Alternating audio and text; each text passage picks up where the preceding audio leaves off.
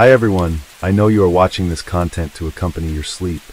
So before we start, I want to know where you are watching from and what time you are watching. Also, don't forget to like, comment, and subscribe. Let's jump straight into the story. Story 1. James Joseph Bulger Jr., better known as Whitey, was born on September 3, 1929, in Dorchester, Massachusetts. He rose to prominence as the leader of the Winter Hill Gang, an Irish-American organized crime group based in Boston. Throughout the 1970s and 1980s, Bulger's gang was involved in various illicit activities, including drug trafficking, extortion, and numerous murders. His influence extended deep into the fabric of Boston's underworld, and he managed to evade law enforcement for years, partly due to his role as an FBI informant, which provided him with protection and insider information. In 1994, facing imminent indictment, Bulger fled Boston and remained a fugitive for 16 years. During this period, he was listed on the FBI's 10 most wanted fugitives list, with reported sightings across various countries. Despite extensive manhunts, Bulger managed to elude capture, leading to widespread speculation and intrigue about his whereabouts. Bulger's run from the law came to an end on June 22, 2011, when he was arrested in Santa Monica, California. Living under the alias Charles Gasco, he had been residing in a rent-controlled apartment with his longtime girlfriend, Catherine Gregg. The arrest was a result of a renewed media campaign by the FBI, which focused on Gregg, leading to a tip that ultimately exposed their location. Inside the apartment, authorities found weapons, cash, and numerous false identifications. The money, amounting to over $800,000, was hidden in the walls, a testament to Bulger's paranoia and preparation for a life on the run. His arrest sent shockwaves across Boston, where many still remembered the fear he had instilled. Some saw justice finally catching up to a man responsible for countless crimes, while others, particularly those in the neighborhoods he once controlled, remained divided on their views of him. The trial that followed was one of the most high-profile criminal cases in recent American history. Prosecutors detailed his involvement in 19 murders, extortion schemes, and drug trafficking. Former associates took the stand, offering chilling testimonies of Bulger's ruthlessness. His defense team attempted to paint him as a criminal, but not an informant, arguing that he had never cooperated with the FBI despite overwhelming evidence to the contrary. The courtroom was filled with families of his victims, journalists, and curious spectators eager to see the man who had evaded justice for so long. Bulger, even in his old age, carried an air of defiance, often dismissing witnesses and refusing to testify on his behalf. The trial lasted for weeks, with each day revealing more details about his crimes and the extent of corruption that had allowed him to operate with near impunity for decades. When the verdict was finally read, Bulger was found guilty on multiple counts, including murder, racketeering, and money laundering. He was sentenced to 2 life terms plus 5 years in prison. The judge, in his closing remarks, called him a cunning and depraved criminal who had inflicted immeasurable pain on his victims and their families. Even behind bars, Bulger's legacy loomed large. His story had been one of power, violence, and betrayal, both of his enemies and those who had trusted him. In 2018, at the age of 89, he was killed in prison by fellow inmates, an ending that many saw as fitting for a man who had built his life on brutality.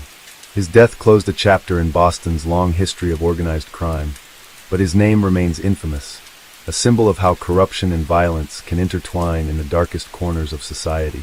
Bulger's capture in 2011 marked the end of an era, but it was only the beginning of a complex legal battle that would captivate the nation. The government had spent decades trying to bring him to justice, and now that he was finally in custody, the full extent of his crimes was about to be exposed. As the prosecution prepared its case, the details of his violent reign over Boston's underworld began to resurface, shocking even those who had followed his criminal career for years. The Winter Hill Gang, under Bulger's leadership, operated with ruthless efficiency. They controlled much of the city's illegal gambling, loan sharking, and drug distribution networks. Those who crossed Bulger often disappeared without a trace. His preferred method of maintaining power was a combination of fear and manipulation. He had informants everywhere, keeping him ahead of law enforcement, and his reputation for brutality ensured that few dared to challenge him. One of the most infamous aspects of Bulger's criminal career was his relationship with the FBI. While the agency was tasked with taking down organized crime, certain agents became entangled in Bulger's web of corruption. For years, He provided information on rival criminals in exchange for protection from prosecution. This arrangement allowed him to operate with impunity, eliminating competition while avoiding serious legal consequences. In court, prosecutors detailed how Bulger had used his informant status to orchestrate murders and extortion schemes. Witnesses included former gang members, victims' family members, and law enforcement officials who had once pursued him.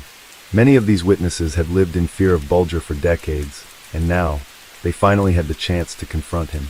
One of the most emotional testimonies came from the relatives of Deborah Davis, a young woman who had been dating one of Bulger's associates. She had reportedly learned too much about the gang's activities, and Bulger allegedly ordered her murder. Her brother took the stand, his voice shaking with anger and grief as he described the years of unanswered questions and silent suffering his family had endured. Other families told similar stories, each one adding to the horrifying portrait of a man who had operated outside the law for so long. Despite the overwhelming evidence against him, Bulger remained defiant throughout the trial. He refused to take the stand in his own defense, dismissing the proceedings as a sham. His legal team attempted to challenge the credibility of witnesses, many of whom were former criminals who had turned state's evidence in exchange for reduced sentences. But the sheer volume of testimony, combined with physical evidence linking Bulger to numerous crimes, left little doubt about his guilt. As the trial progressed, the focus shifted to the corruption within the FBI that had allowed Bulger to thrive for so long. Testimony revealed that certain agents had actively protected him, tipping him off about investigations and helping him evade arrest. This aspect of the case outraged the public, raising serious questions about the integrity of law enforcement during the height of Bulger's power. Bulger's defense team tried to argue that he had never been an informant, insisting that his relationship with the FBI had been exaggerated. But the evidence, including FBI documents and testimony from former agents, painted a different picture. Bulger had manipulated the system to his advantage, using law enforcement as a tool in his criminal empire. The weight of the evidence was crushing. Witness after witness described Bulger's acts of violence in chilling detail. A former associate recounted how Bulger had personally strangled a man with his bare hands. Another described being ordered to dig graves for Bulger's victims. Each testimony added another layer to the already staggering case against him. Public interest in the trial was immense. Courtroom sketches of the aging gangster made front-page news, and television networks provided daily updates on the proceedings. Many in Boston, especially those who had lived through Bulger's reign, watched with a mix of fascination and relief. For some, seeing Bulger finally brought to justice was a long overdue reckoning. For others, particularly those who had feared him for so long, it was difficult to believe he was truly powerless at last. As the case neared its conclusion, the prosecution delivered a final, damning statement. Bulger, they argued, was not just a criminal. He was a remorseless predator who had used his intelligence and connections to terrorize a city for decades. They urged the jury to hold him accountable for his crimes, emphasizing the suffering he had inflicted on so many people. The defense, in contrast, could offer little more than attempts to discredit witnesses and downplay Bulger's FBI connections. Their arguments, however, did little to sway the jury. The evidence was simply too overwhelming, the testimonies too numerous, the crimes too horrific. The nation held its breath as the jury deliberated. Bulger, who had spent his life controlling others, now had no control over what came next. The courtroom was silent when the verdict was finally announced. The courtroom fell into a tense silence as the judge prepared to read the verdict. The jury had deliberated for over 30 hours, sifting through weeks of testimony and hundreds of pieces of evidence. The weight of their decision was enormous. James Whitey Bulger had spent decades as a shadow over Boston, a man whose name was whispered in fear. Now, the moment of reckoning had arrived. Bulger sat motionless, his expression unreadable, as the foreman stood to deliver the verdict. One by one, the charges were read aloud. Guilty, guilty, guilty. The list went on, confirming what many had long suspected, but had never seen proven in a court of law. Whitey Bulger was a murderer, a criminal mastermind, and a man who had built his empire on intimidation, betrayal, and death. As the final charge was announced, a ripple of emotion moved through the courtroom. Family members of his victims, many of whom had waited decades for justice, began to weep. Some clutched one another, offering support in a moment that was both triumphant and deeply painful. Others remained frozen, as if still processing the reality that Bulger had finally been held accountable. Bulger himself showed no visible reaction. At 83 years old, he was frail, but there was no sign of remorse.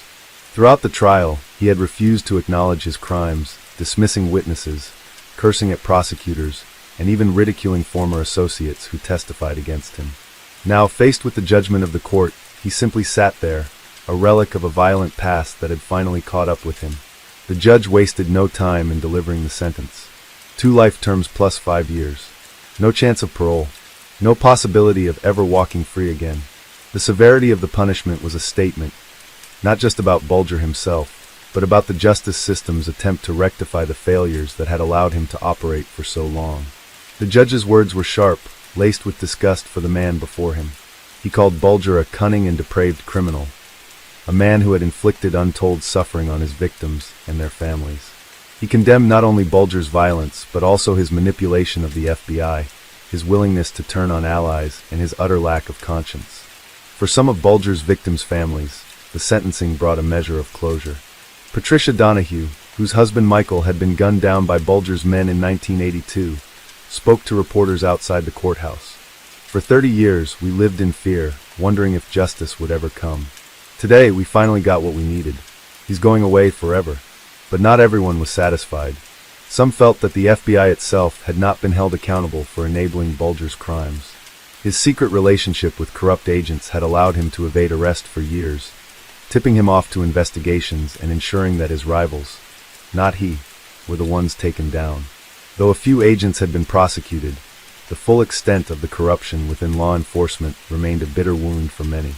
Bulger was transferred to the U.S. Penitentiary in Coleman, Florida. Even behind bars, his name carried weight. Some inmates viewed him as a legendary figure, a gangster who had defied the system for decades. Others saw him as a rat, a man who had sold out his own associates while pretending to be untouchable. His time in prison was not easy. Bulger, once the most feared man in Boston, was now just another aging criminal, stripped of power and influence. He spent much of his time in isolation, aware that his reputation made him a target. At 89 years old, he was moved to the high-security Hazleton Federal Prison in West Virginia, a decision that would prove to be fatal. On the morning of October 30th, 2018, less than 24 hours after his transfer, Bulger was found dead in his cell. His face had been brutally beaten beyond recognition, his body left in a pool of blood. Prison officials described the attack as swift and violent, carried out with the kind of ruthlessness Bulger himself had once inflicted on others. The prime suspects were fellow inmates with connections to organized crime. One of them, Focio's Freddie Hayes, was a known mafia enforcer with a personal hatred for informants. Another was a former hitman from Bulger's own criminal world. Though the exact details of the killing remain unclear, one thing was certain: Bulger had met the kind of end he had spent his life delivering to others. His death sparked a final wave of public reaction. Some saw it as fitting, a poetic justice that the legal system had failed to deliver. Others questioned how an elderly, high-profile prisoner had been placed in a facility where he would be so vulnerable. Even in death, Bulger remained controversial, a man whose crimes and connections left a deep scar on the American justice system. His legacy is a complicated one. For law enforcement, his story remains a lesson in the dangers of corruption and unchecked power. For the families of his victims, his name is a reminder of the pain and loss he inflicted. And for the city of Boston, he is both a ghost of its darkest past and a symbol of the fight for justice that, however delayed, finally caught up with him. Story 2. Pedro Rodrigues Filho, known as Pedrinho Matador or Killer Petey, was one of Brazil's most infamous serial killers. Born on July 17, 1954, in Santa Rita do Sapucaí, Minas Gerais, he had a violent childhood that shaped his future. His first murder came at the age of 14, when he killed the vice mayor of his town, believing the man had wrongfully fired his father from a school security guard position. From that moment, he embarked on a spree of killings, targeting those he considered criminals or enemies, a pattern that would continue for decades. During the 1970s, Rodrigues gained notoriety for hunting down and murdering local drug dealers, gang members, and others involved in illegal activities.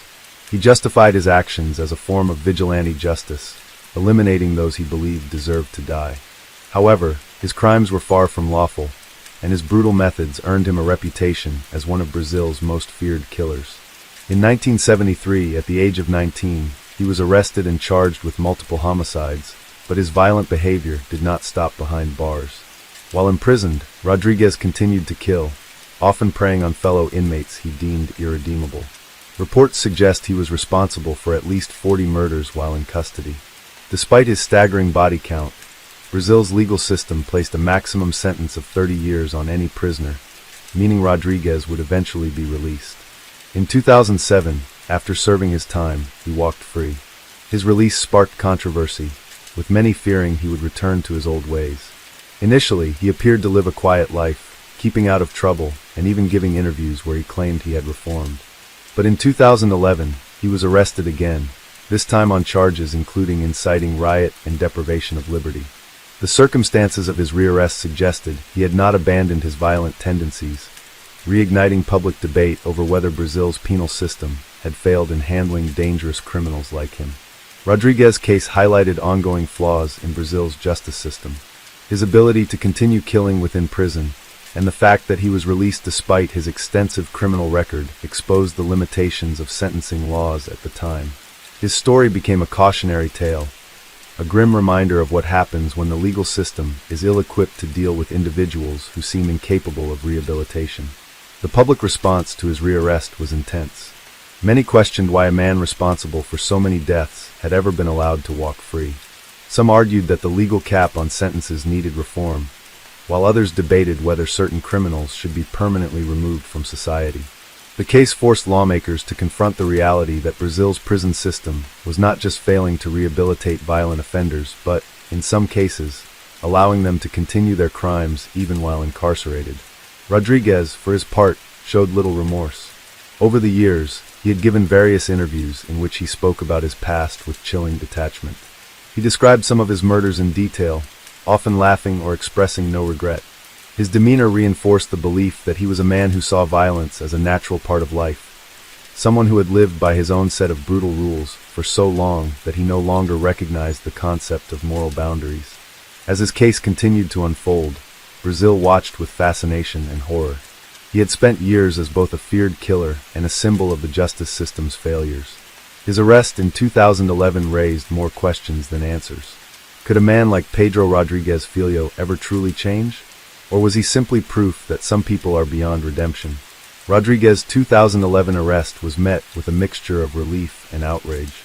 To many, it was proof that his supposed reformation had been a facade, a temporary restraint on a man whose instincts were too deeply ingrained to suppress. His initial release in 2007 had already been controversial, with legal experts and the families of his victims questioning how a man responsible for so many murders, both inside and outside of prison, could be allowed back into society. The answer lay in the legal system itself. Brazil's penal code at the time restricted prison sentences to a maximum of 30 years, regardless of the severity or number of crimes committed. This meant that no matter how many people Rodrigues had killed, the law dictated that he could only serve 3 decades behind bars. Over time, legal reforms extended the maximum sentence to 40 years, but that change had come too late to affect Rodrigues' case. He had served his time under the existing framework and was therefore released, despite his history of extreme violence. After his release, Rodrigues initially kept a low profile. He moved to the countryside, where he claimed to live a peaceful life, dedicating himself to religion and personal reflection. In several interviews, he spoke of his past with an eerie sense of detachment, often admitting to his crimes but insisting he had changed. He presented himself as a reformed man, someone who had left behind a life of killing and now sought redemption. But many remained skeptical. Could a man who had taken so many lives, who had spent years killing even within the confines of prison, truly be rehabilitated? His psychological profile suggested otherwise. Unlike many serial killers, Rodrigues did not fit the mold of a calculating sociopath who operated in secrecy. His killings were often impulsive, fueled by his personal sense of justice, and carried out without concern for legal consequences. He was a man who viewed murder as a tool, as a means of correcting what he perceived as wrongs. His arrest in 2011 shattered any lingering illusions about his rehabilitation. The details surrounding his capture remained unclear at first, but reports indicated that he had been involved in a criminal dispute, leading to accusations of inciting riot and depriving someone of their liberty. While the charges were not as severe as the brutal killings of his past, they were enough to prove that he was still drawn to violence, unable or unwilling to break free from his old ways. Public reaction was swift. News of his arrest reignited debates about Brazil's justice system and whether it was equipped to handle criminals of his nature. Some saw his rearrest as a predictable failure, a sign that the legal system had been naive to believe he could ever be released safely. Others argued that his case was an anomaly, an extreme example that should not dictate broader policy decisions. Law enforcement officials were among those most vocal about the dangers Rodriguez posed. Officers who had worked on his case described him as one of the most dangerous individuals they had ever encountered, a man who operated by his own rules and seemed entirely unbothered by the weight of his crimes. Some officers openly admitted that they had never believed in his reformation, seeing his release as a legal technicality rather than a genuine decision based on rehabilitation. As Rodriguez awaited trial for his new charges, journalists and true crime enthusiasts dissected his past, revisiting the horrifying details of his previous crimes. They recounted his early murders, including the time he had hunted down and executed the man who had killed his pregnant girlfriend. They analyzed his time in prison, where he had continued his killing spree, taking the lives of criminals he deemed unworthy of redemption. One of the most chilling aspects of Rodriguez's past was his apparent lack of remorse. In interviews, he spoke about his murders with a casual indifference, sometimes even laughing as he recalled how he had executed his victims. When asked why he had continued killing in prison, his answer was simple: they were bad people, and they deserved to die. It was this mindset that had made him so terrifying, his belief that he was a force of justice, that his killings were not crimes but necessary actions. His case forced Brazil to confront an uncomfortable truth. Its prison system was not designed to contain men like him. Rodriguez had spent decades behind bars, and instead of being rehabilitated, he had become even more dangerous. He had turned prison into his hunting ground, using it as a place to continue his violent crusade. His eventual release had not been a decision based on his behavior or his readiness to reintegrate into society. It had simply been the result of a legal limit on sentencing. As his trial loomed, the country watched closely. Would this time be different? Would the justice system find a way to ensure that he would never again be allowed to walk free? Or would he, once again, slip through the cracks of a system that had already failed to contain him once before? The questions hung in the air, and with them, a chilling sense of uncertainty. As Pedro Rodriguez Filho sat in a prison cell once again, awaiting trial for his new charges, Brazil found itself grappling with a problem that extended far beyond just one man. His case was an extreme example of a broader issue: how the legal system handled violent criminals, particularly those who had demonstrated a repeated inability to function within society. His rearrest forced the country to confront the uncomfortable reality that its justice system had failed to prevent a known murderer from returning to crime. Rodriguez's story had already become the stuff of legend, a true crime saga that fascinated and horrified people in equal measure. His past killings had earned him a reputation as one of Brazil's most prolific serial killers, but his motivations had always set him apart from others in his category. He did not kill indiscriminately. He chose his victims carefully, targeting those he saw as corrupt, dangerous, or deserving of death. Some even viewed him as a twisted sort of antihero, a man who did what the justice system could not, or would not, do. But no matter how he justified his actions, the fact remained that he was a killer. He had taken dozens of lives, inside and outside of prison, without hesitation or remorse. Even when he spoke about his murders, his tone was disturbingly casual, as if he were discussing routine matters rather than the violent deaths of human beings. This lack of empathy was what terrified people the most. It wasn't just that he killed, it was that he seemed to believe he had the right to decide who lived and who died. His 2011 arrest might not have been for murder, but it raised serious questions about whether he would ever truly leave behind his violent tendencies. Reports suggested that he had been involved in a dispute with criminals from a local gang, leading to charges of inciting a riot and unlawfully imprisoning someone. The details were murky, but what was clear was that he had once again inserted himself into a world of crime, unable to stay away from the lifestyle that had defined him for so long. Many believed his return to violence was inevitable. He had spent the majority of his life behind bars, living in an environment where survival often depended on being the most ruthless person in the room. Even in a society that believed in second chances, Was it realistic to expect that someone with his history could simply walk away from everything he had known? Or had prison shaped him into something that could never be undone? His case reignited debates over whether Brazil's sentencing laws needed to be reformed. The fact that he had been released at all struck many as absurd, given that he had murdered over 70 people, including fellow inmates. How could a system claim to serve justice when a man like Rodriguez was allowed to walk free simply because he had reached a legal time limit? Should serial killers, particularly those who had demonstrated an ongoing pattern of violence, be eligible for parole at all? Some politicians and legal experts called for stricter sentencing guidelines, particularly for repeat offenders with a history of extreme violence. They argued that cases like Rodriguez proved that certain criminals were beyond rehabilitation and that the law needed to reflect that reality.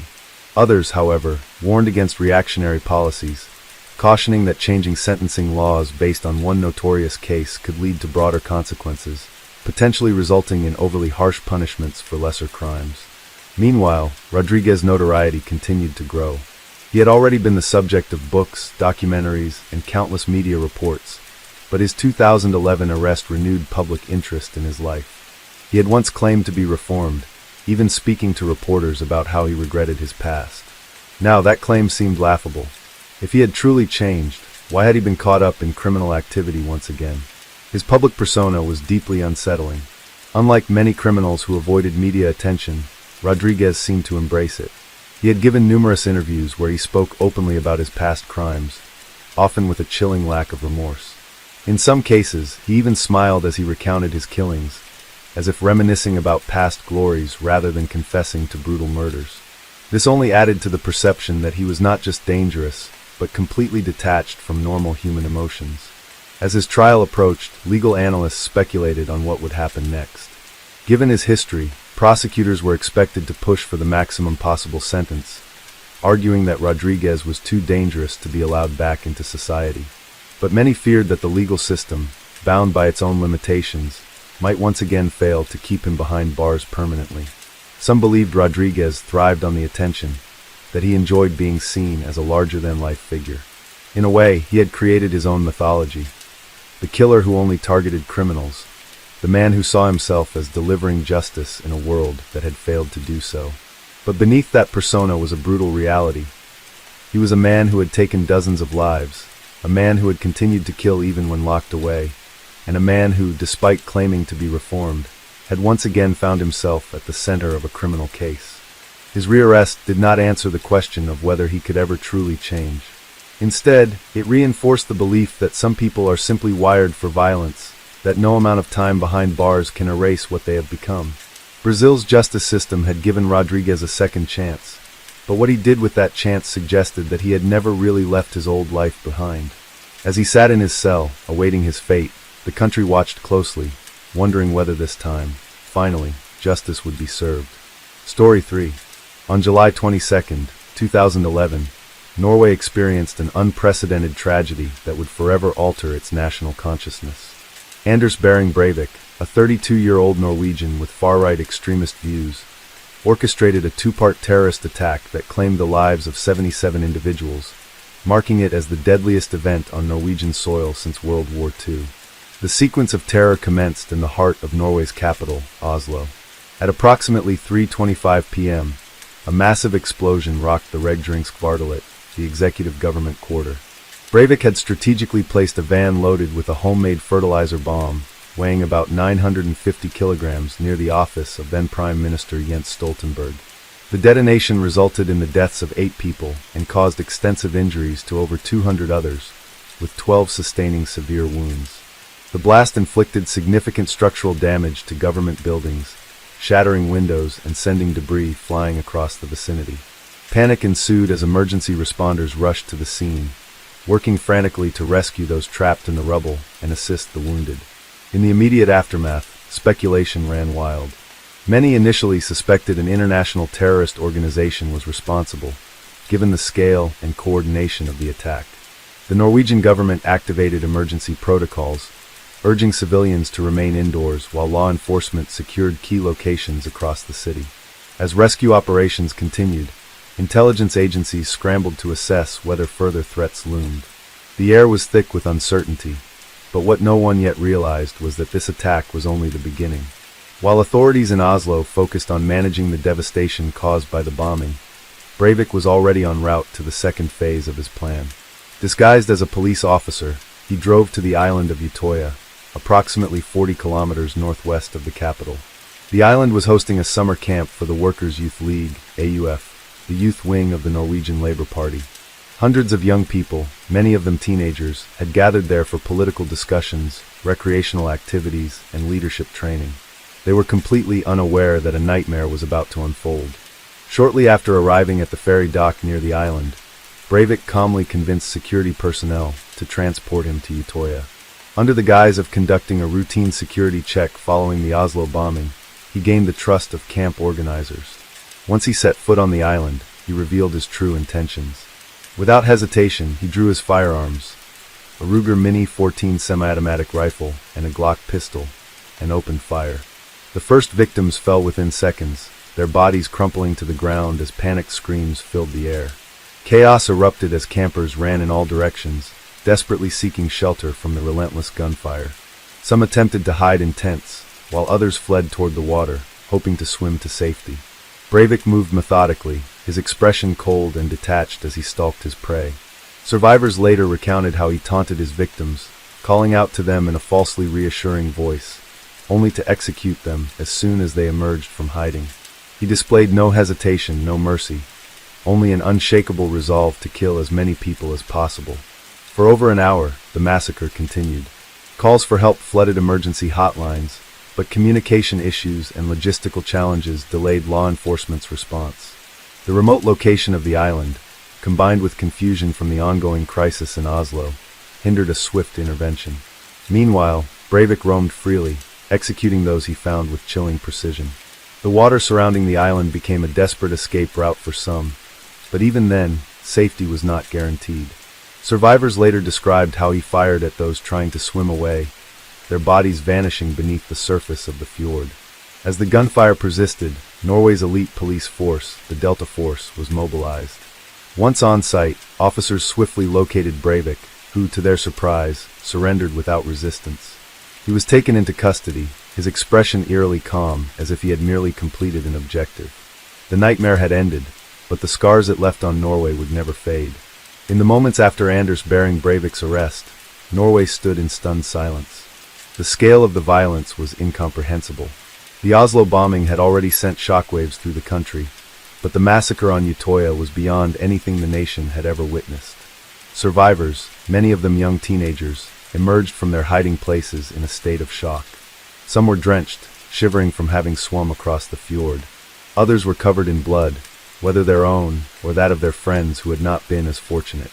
Parents who had sent their children to the summer camp expecting a weekend of political discussions and outdoor activities were now frantically calling their phones, desperate for answers that would not come quickly enough. The emergency response team worked tirelessly to secure the island and evacuate the wounded. Helicopters hovered over the site, their searchlights cutting through the growing darkness, while rescue boats combed the shoreline for survivors who had fled into the water. Ambulances lined up at the ferry dock, ready to transport the injured to hospitals across the region. Despite the chaos, medical personnel moved with precision, stabilizing victims and providing psychological support to those too traumatized to speak. Some survivors were unable to form coherent sentences, their bodies trembling from fear and exhaustion. Others broke down upon realizing the full extent of the tragedy, collapsing into the arms of strangers, their cries echoing across the water. Back in Oslo, news of the Utøya massacre spread rapidly. Norwegians, still reeling from the bombing in the capital, could hardly grasp that an even greater horror had unfolded just hours later. The media scrambled to piece together the timeline of events, initially speculating that the attacks were the work of an international terrorist organization. But as details emerged about Breivik's arrest, the narrative shifted. This was not the work of a foreign extremist group. This was the act of a Norwegian national, one of their own. As law enforcement began interrogating Breivik, the full extent of his meticulously planned attack became clear. He had spent years preparing for this day, stockpiling weapons and explosives, drafting a manifesto that outlined his extremist ideology, and carefully crafting a strategy to maximize casualties. He had chosen his targets deliberately, seeing the government quarter in Oslo, and the youth camp on Utøya as symbols of what he despised, a multicultural, liberal Norway that, in his eyes, had abandoned its national identity. His actions were not impulsive. They were the culmination of years of radicalization and resentment.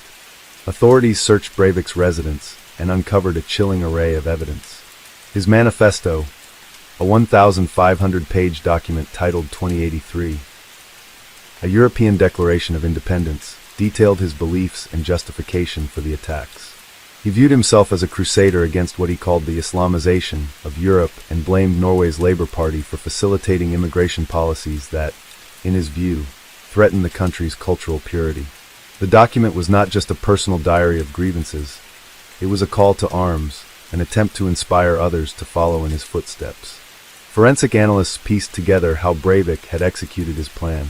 He had spent months acquiring the materials needed to build the bomb used in Oslo, purchasing fertilizer and chemicals under the guise of running a farming business. He had trained himself in weapons handling and tactics, ensuring that when the moment came, he would be able to carry out his attack with deadly efficiency. His choice to wear a police uniform on Utøya was not just a practical disguise, it was a psychological weapon. It made his victims hesitate, lowering their defenses just long enough for him to strike. Norwegian leaders, including Prime Minister Jens Stoltenberg, addressed the nation in the wake of the tragedy.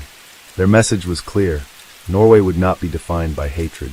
Stoltenberg called for unity, urging citizens to respond to the attack not with vengeance, but with resilience and a commitment to democracy. The country, known for its peaceful society and emphasis on social cohesion, was determined not to let Breivik's ideology take root. Yet, even as the nation mourned, questions arose. How had Breivik managed to orchestrate such a large-scale attack without detection? Were there warning signs that had been ignored? Some critics pointed to the delays in the police response, particularly the time it took for the special forces to reach Utøya. The initial reports indicated that logistical challenges, including a lack of suitable transport and communication difficulties, had slowed the rescue operation. Others debated whether Norway's criminal justice system was equipped to handle an offender like Breivik. As the legal proceedings against him began, survivors and victims' families prepared for the long road ahead. They would have to relive the worst day of their lives in court, forced to listen as Breivik explained, without remorse, why he had committed the massacre. Some parents, devastated by the loss of their children, vowed to be present at every hearing, determined to ensure that their loved ones were not forgotten. The country braced itself for the painful but necessary process of seeking justice. The grief was immeasurable, but so was the strength of those left behind. As Norway came to terms with its darkest day, the resilience of its people shone through. Across the country, candlelight vigils were held in remembrance of the victims. Flowers covered city squares, and handwritten messages of love and unity lined the fences near the government buildings in Oslo. A movement emerged, not one of fear, but of defiance against the hatred that had fueled the attack. But even as Norway stood together in solidarity, one haunting question remained. Could something like this happen again? The nation had been unprepared for the horror of July 22, 2011. Now, it faced the daunting task of ensuring that such a tragedy would never happen again. As the trial of Anders Behring Breivik approached, Norway found itself at the center of a global debate. The world watched closely, not just because of the scale of the tragedy, but because of how Norway's justice system would handle a man who had committed the deadliest act of violence in the country's modern history. Norway prided itself on a legal framework that emphasized rehabilitation over punishment. But what did rehabilitation mean for someone like Breivik? A man who had taken 77 lives in cold blood, a man who did not express a shred of remorse? Could justice truly be served in a system that did not believe in life imprisonment?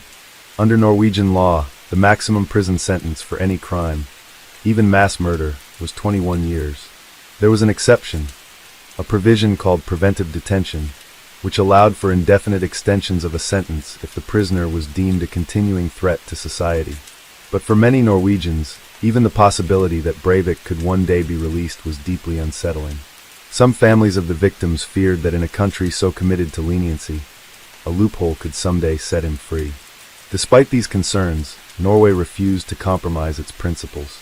Prime Minister Jens Stoltenberg made it clear: Norway would respond to terrorism not with vengeance, but with more democracy, more openness, and more love. In the months following the attack, the nation stood firm in its commitment to rejecting hatred. Thousands gathered for memorial services, singing songs of peace in direct defiance of Breivik's ideology. The message was clear: he had failed to divide them. If anything, he had only strengthened their unity. The trial began on April 16, 2012, drawing intense media attention. Breivik, dressed in a suit, entered the courtroom with a chilling lack of emotion. He smirked at times, offered a fascist salute, and remained disturbingly composed as he described his crimes in detail. His goal was not just to defend himself legally, he wanted a platform. He sought to justify his actions, to spread his extremist beliefs, to explain why he had targeted the government and the youth of the Labour Party. He wanted the world to listen, but Norway refused to give him what he wanted. The court proceedings, though necessary, did not amplify his voice the way he had hoped. Instead, survivors of the Utøya massacre took the stand, recounting their harrowing experiences. Some had hidden under beds or behind rocks as they listened to their friends being gunned down. Others described the agonizing decision to swim for their lives, knowing that those who could not keep up would drown. Parents of the victims spoke through tears, remembering the last phone calls they had received from their children, calls that ended with gunshots and silence. Breivik sat motionless as he listened. If he felt anything, he did not show it. He insisted that he did not regret his actions, claiming he had been fighting a war against multiculturalism, against immigration, against what he saw as the destruction of Europe's identity. His complete lack of remorse shocked even those who had braced themselves for the worst. Psychiatrists were called to evaluate his mental state. Their assessments became a focal point of the trial. The first team diagnosed him with paranoid schizophrenia, which could have led to a verdict of criminal insanity, meaning he would be institutionalized rather than imprisoned. But a second team disagreed, concluding that he was fully responsible for his actions. The court ultimately ruled that he was sane and sentenced him to 21 years in prison, with the possibility of indefinite extensions. For many, the verdict was a formality. Given the nature of his crimes, it was widely expected that he would never be released. But the trial itself was symbolic. It reaffirmed Norway's commitment to justice, due process, and humanity, even in the face of unimaginable evil. Unlike the authoritarian regimes Breivik admired, Norway refused to abandon its values. Breivik was sent to Ila prison, where he was placed in solitary confinement. Despite his notoriety, he continued to seek attention. He filed lawsuits claiming that his prison conditions were inhumane, complaining that he did not have access to a PlayStation 3 and that his coffee was served cold.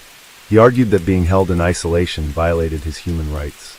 His complaints were widely ridiculed, especially by the families of his victims, who would never again see their loved ones. Norway, however, did not dismiss his grievances outright. The court ruled that some aspects of his confinement did violate human rights regulations, though the ruling changed little about his actual imprisonment. He remained isolated with strict monitoring, his every move controlled. Even behind bars, he remained a specter in Norwegian society. The attack had left an indelible mark, forcing the country to re-examine its policies on extremism, law enforcement response times, and prison sentencing. Security measures were tightened, and efforts to counter radicalization increased. But the greatest change was cultural. The attack had instilled a collective determination to safeguard democracy and reject hate. Schools incorporated lessons on tolerance and the dangers of extremism. Survivors of the Utøya massacre went on to become political leaders, activists, and advocates for peace. A decade after the attack, Norway continued to remember.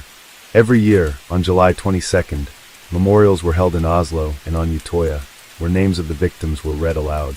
The island, once a place of horror, was reclaimed as a site of resilience. New generations of young Norwegians gathered there, carrying forward the ideals that Breivik had sought to destroy. The bullet holes were gone, but the memories remained. Breivik had sought to break Norway, to make it retreat in fear. Instead, Norway had shown that it could not be broken. The wounds he left behind would never fully heal, but the country had emerged stronger, its commitment to peace and democracy unshaken. He had wanted to be remembered as a warrior. Instead, he would be remembered only as a murderer, a man whose legacy would never be one of victory, but of failure. Story 4. In 2011, Taiwan's legal system was thrust into the international spotlight due to the prolonged and contentious case of Chu Ho-shun. Convicted of murder in 1989, Chu had spent over 2 decades on death row, with his case undergoing numerous retrials and appeals. Allegations of coerced confessions and judicial misconduct plagued the proceedings, raising profound questions about the integrity of Taiwan's justice system. The case began in 1987 when a 9-year-old boy was kidnapped and subsequently murdered.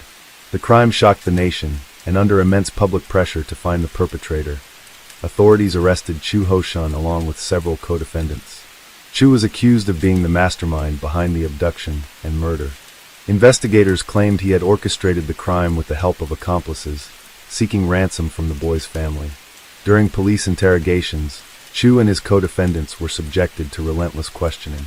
Reports later surfaced that the confessions, which formed the backbone of the prosecution's case, were extracted through torture. Detainees were allegedly beaten, deprived of sleep, and threatened with execution if they refused to comply.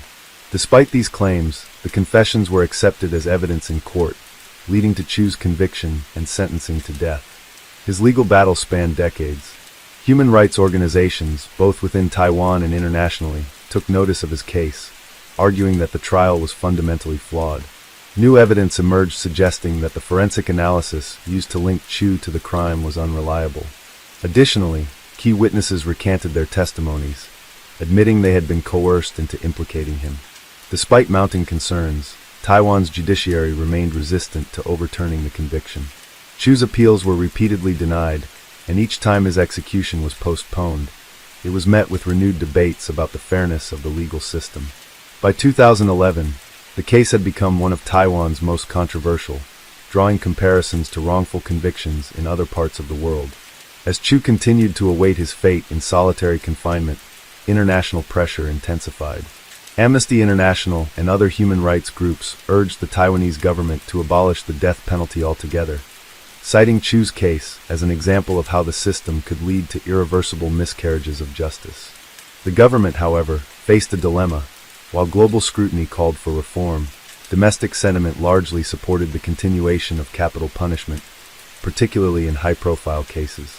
The case of Chu Ho-shun was more than just a legal battle. It was a test of Taiwan's evolving judicial principles, its stance on human rights, and the extent to which past injustices could be rectified. Even as legal experts dissected every aspect of the case, one question loomed over the proceedings. Had Taiwan sentenced an innocent man to die? As the years passed, Chu Ho-shun's case became a symbol of Taiwan's struggle between its legal traditions and the growing international demand for human rights reforms. The controversy surrounding his conviction did not fade. Rather, it intensified with every legal challenge and every new revelation that suggested deep flaws in the judicial process. Lawyers and human rights advocates tirelessly worked to bring attention to the inconsistencies in the case, arguing that Chu had been convicted on evidence that would never hold up in a fair court of law. One of the most alarming aspects of the case was the complete reliance on confessions obtained through coercion. In multiple testimonies, Chu and his co-defendants detailed the horrific methods used to extract their statements. They described being blindfolded and handcuffed for long periods, deprived of sleep, and beaten repeatedly. Some recounted being electrocuted, their bodies convulsing in pain as interrogators demanded that they confess. Others spoke of psychological torture, of threats that their family members would be harmed if they did not comply. Chu himself maintained that he had held out for as long as he could, but after weeks of torment, he finally gave in. Despite the fact that Taiwan had begun making legal reforms to prevent coerced confessions from being used as primary evidence, Chu's conviction remained intact. The courts upheld their original ruling, stating that his confessions were consistent with the known details of the crime.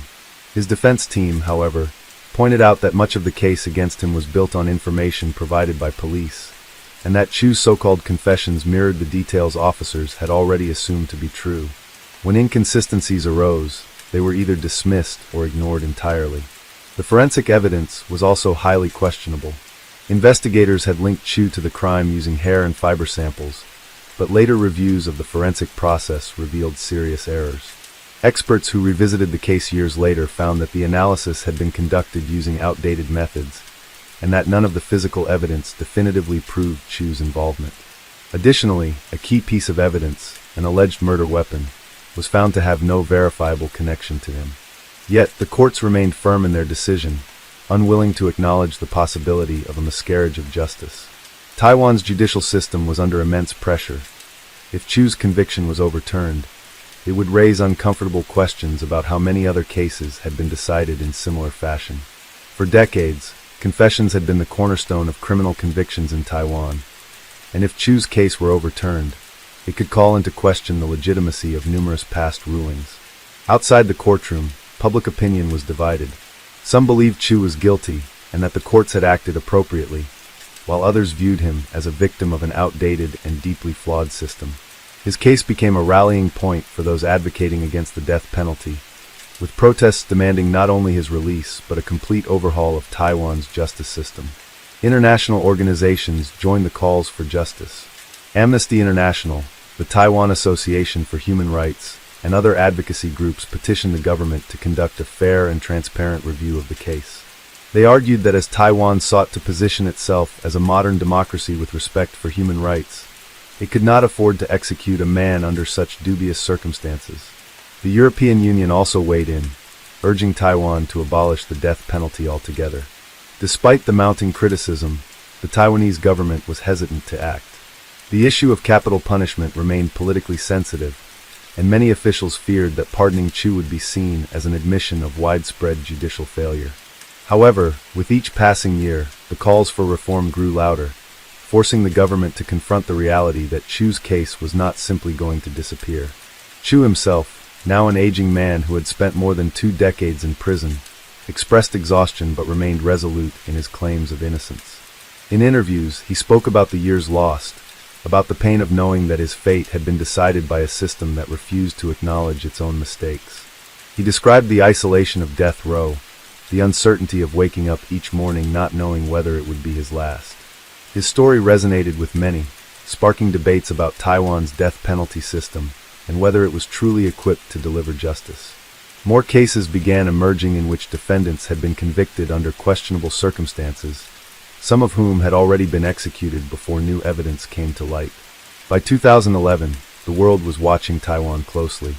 The government could no longer ignore the growing demand for justice. Would Taiwan take the bold step of exonerating a man who had been sentenced under questionable circumstances, or would it uphold a conviction tainted by decades of legal misconduct? The nation stood at a crossroads, and the decision it made would have lasting implications for its justice system and its global reputation. As 2011 progressed, the pressure on Taiwan's legal system intensified. Activists, human rights organizations, and international observers continued to scrutinize Chu Hoshun's case, pointing out the glaring inconsistencies and raising serious concerns about whether the justice system had failed him. His defense team, exhausted but determined, filed yet another appeal, demanding a full reinvestigation. They argued that if Taiwan was to be recognized as a modern democracy that valued human rights, it could not ignore a case that so clearly represented the dangers of wrongful conviction. Despite the public outcry, the government remained hesitant to act. Taiwan's legal institutions, deeply rooted in precedent, were resistant to acknowledging such a fundamental mistake. To overturn Chu's conviction would mean admitting that the justice system had been complicit in a decades-long miscarriage of justice, one that had kept a man locked away in solitary confinement for more than 20 years, constantly awaiting the possibility of execution. It would mean recognizing that the confessions extracted through torture should never have been accepted as evidence, and that forensic science had been misused to justify an unjust sentence. Inside the prison, Chu Hoshun's life was one of routine and isolation. He had long since adapted to the confines of his small cell, but the psychological toll of knowing he could be executed at any moment weighed heavily on him. Over the years, he had watched as fellow death row inmates were led away, their sentences carried out swiftly and without warning. The knowledge that he could be next was a burden he had carried for decades. His survival, he believed, was no longer just about himself. It was about proving that Taiwan's justice system could still be held accountable. One of the most critical developments in his case came when new forensic analysis showed that the evidence originally used to convict him was unreliable. Independent experts reviewed the original findings and concluded that the forensic methods used at the time were not only outdated, but had been applied inconsistently.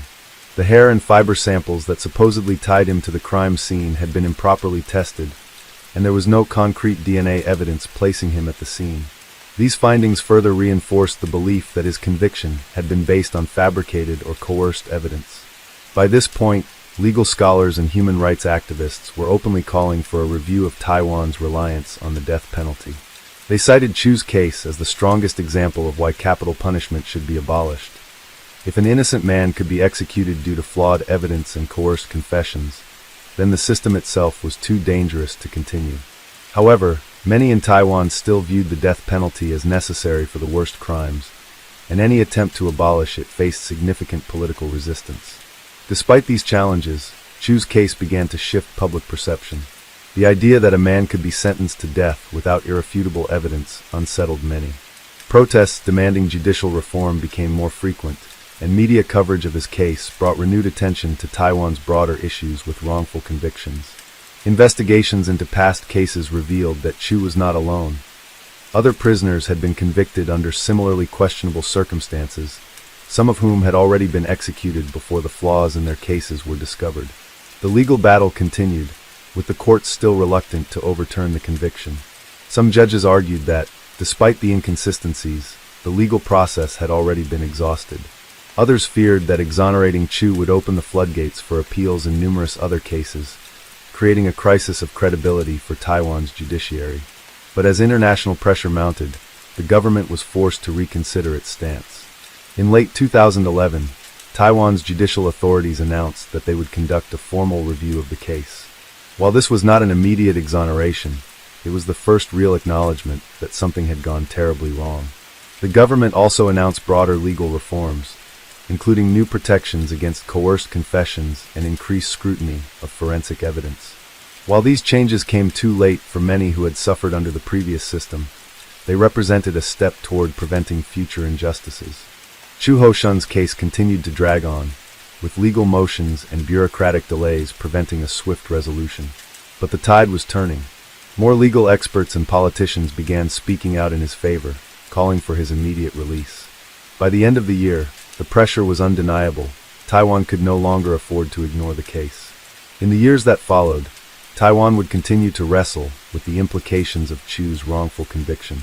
His case became one of the most well-documented miscarriages of justice in the country's history, serving as a cautionary tale of what happens when the legal system prioritizes expedience over fairness. Though justice had been delayed for decades, his story had ignited a movement, one that demanded accountability, reform, and above all, the recognition that no system is infallible. As 2011 came to a close, Chu remained behind bars, still fighting for the justice that had eluded him for so long. His fate was uncertain, but one thing was clear: his case had changed Taiwan forever. Story 5. Ong Soo-hoon, a 36-year-old woman, had always been known as quiet and reserved, a person who kept her emotions guarded even from those closest to her. She had spent years cultivating a life that seemed stable, working hard, maintaining friendships, and even venturing into business. But beneath that exterior, something festered. In 2011, Singapore was shaken by the news that she had committed an unthinkable crime, murdering her longtime friend and former lover, Celine Ng Sui Pung. What seemed like a friendship built on trust had unraveled into tragedy, exposing the deep fractures beneath their shared history. Ong and Ng first met in 1995 during their time at NG and Polytechnic. Their friendship was immediate and deep, built on shared interests and long conversations that stretched late into the night. Over time, their connection grew beyond platonic affection, and in 2010, they entered into a brief romantic relationship. Though the romance eventually faded, they remained close, deciding to live together in a condominium at West Coast, Singapore. Both women were ambitious and hardworking. They had even started a cafe together in 2009, a venture that was short-lived due to their other commitments, but it spoke to their shared aspirations. Ng, a successful property agent, was known for her vivacious personality and relentless work ethic. Ong, who had a more reserved nature, worked diligently in her own field, though she rarely opened up about her personal struggles. Their relationship, while seemingly strong, had underlying tensions that few people noticed. In the months leading up to the murder, cracks in their dynamic became apparent. Close friends of Ng later revealed that she had been planning to move out, sensing that their friendship had become strained. Ong, however, seemed unwilling to let go. There were rumors of financial disputes, unresolved emotions from their past relationship, and even hints of jealousy. Though Ng had assured those around her that she could handle the situation, No one could have predicted the extent of the danger she was in. On the night of the murder, Ang's behavior took a drastic turn.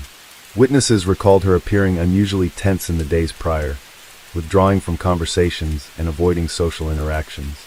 Inside the walls of their condominium, an argument erupted, one that escalated far beyond mere words. By the time neighbors heard the muffled sounds of struggle, it was too late. When authorities arrived, Ing was found lifeless, her body bearing the marks of a violent attack. Ong, the woman who had once been her closest companion, stood in shock, her hands stained with the irreversible consequences of her actions. The investigation into Celine Ing Sui Peng's murder sent shockwaves through Singapore. The case was not just about the crime itself, but about the unraveling of a relationship that had once seemed unbreakable. What had pushed Ong Soo-hoon to commit such an act? Was it premeditated, or had something inside her finally snapped? The police worked tirelessly to piece together the final moments leading up to the crime, combing through text messages, financial records, and witness statements to understand the motive behind the killing. Those who knew both women struggled to reconcile the image of Ong as a quiet, hard-working individual with that of a murderer. She had never shown any outward signs of aggression. Even in times of stress, she was known to retreat inward rather than lash out.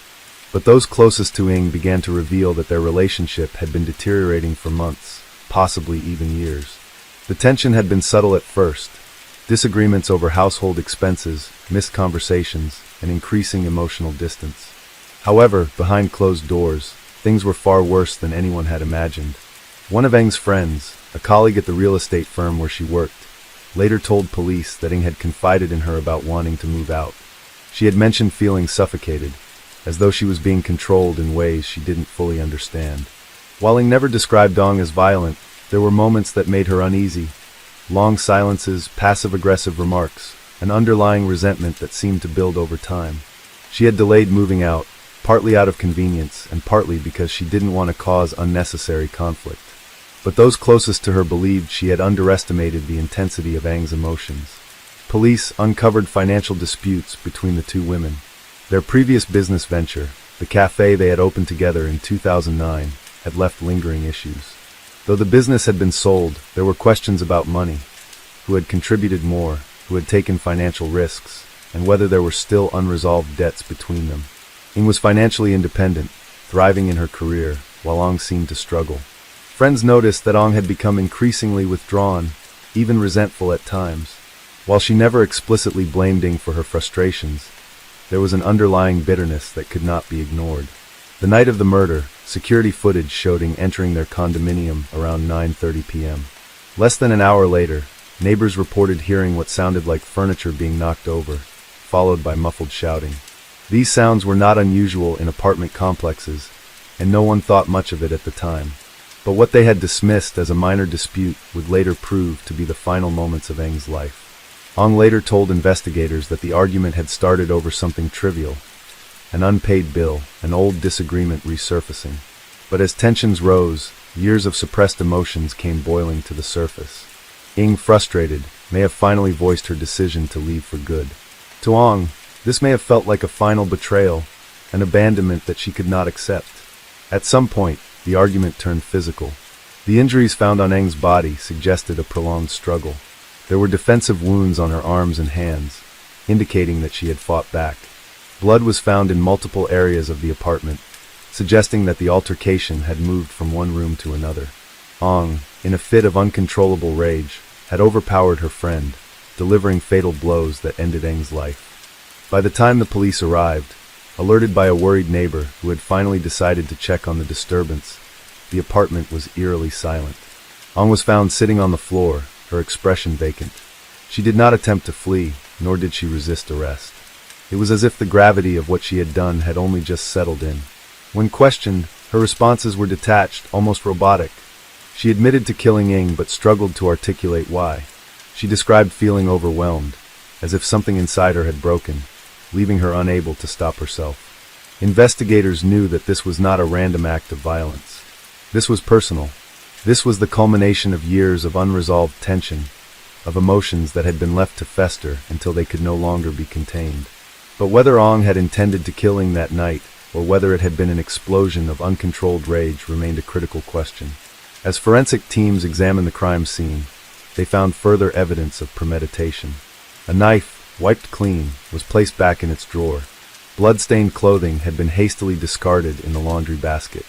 These small details suggested that after the killing, Ong had taken deliberate steps to compose herself, if only for a moment. Had she planned this all along? Or had she simply been acting on instinct, trying to clean up the mess in a desperate attempt to regain control? The answers were unclear, but one fact remained undeniable. Celine Sui Peng was dead, and Ong Soo-hoon was responsible. Now all that was left was for the legal system to determine the extent of her guilt and what punishment she would face.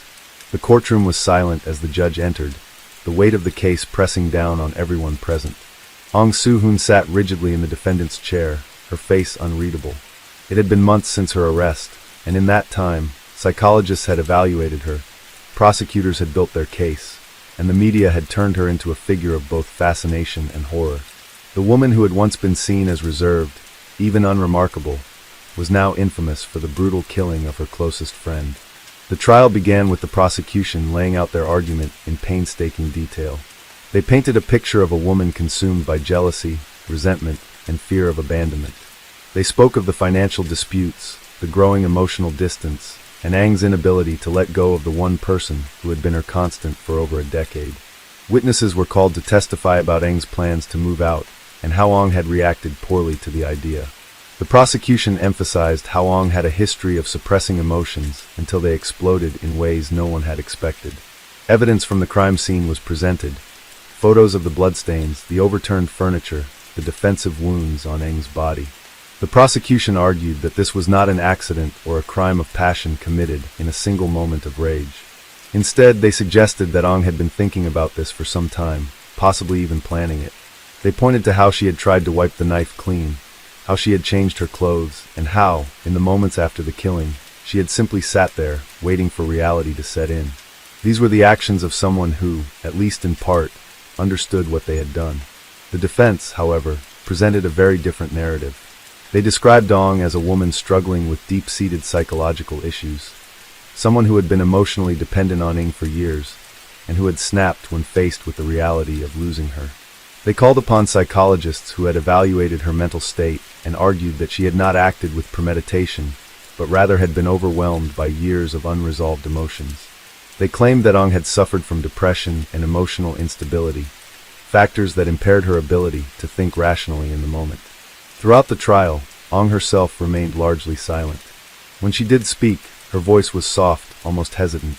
She expressed remorse, though the prosecution argued that it was more regret for getting caught than true sorrow for what she had done.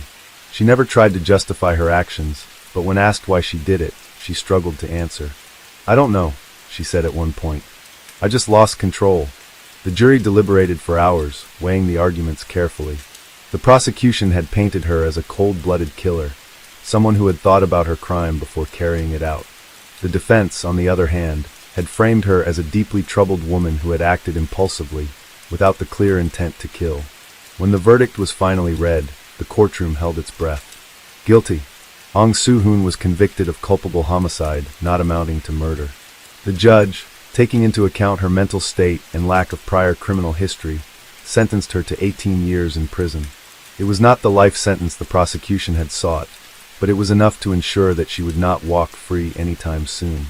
For many, the case was a painful reminder of how even the closest relationships can turn toxic, how emotions left unchecked can spiral into something deadly. Eng's family and friends were devastated, struggling to comprehend how someone she had trusted could have taken her life. Many believed the sentence was too lenient, that justice had not been fully served. Others, however, saw it as a tragic case of mental illness and emotional breakdown, a situation where there were no real winners. In the aftermath of the trial, conversations about mental health, domestic disputes, and the complexities of human relationships became more prevalent in Singaporean society. It was a case that highlighted the dangers of emotional dependency, the warning signs of a relationship breaking down, and the devastating consequences of suppressing unresolved anger.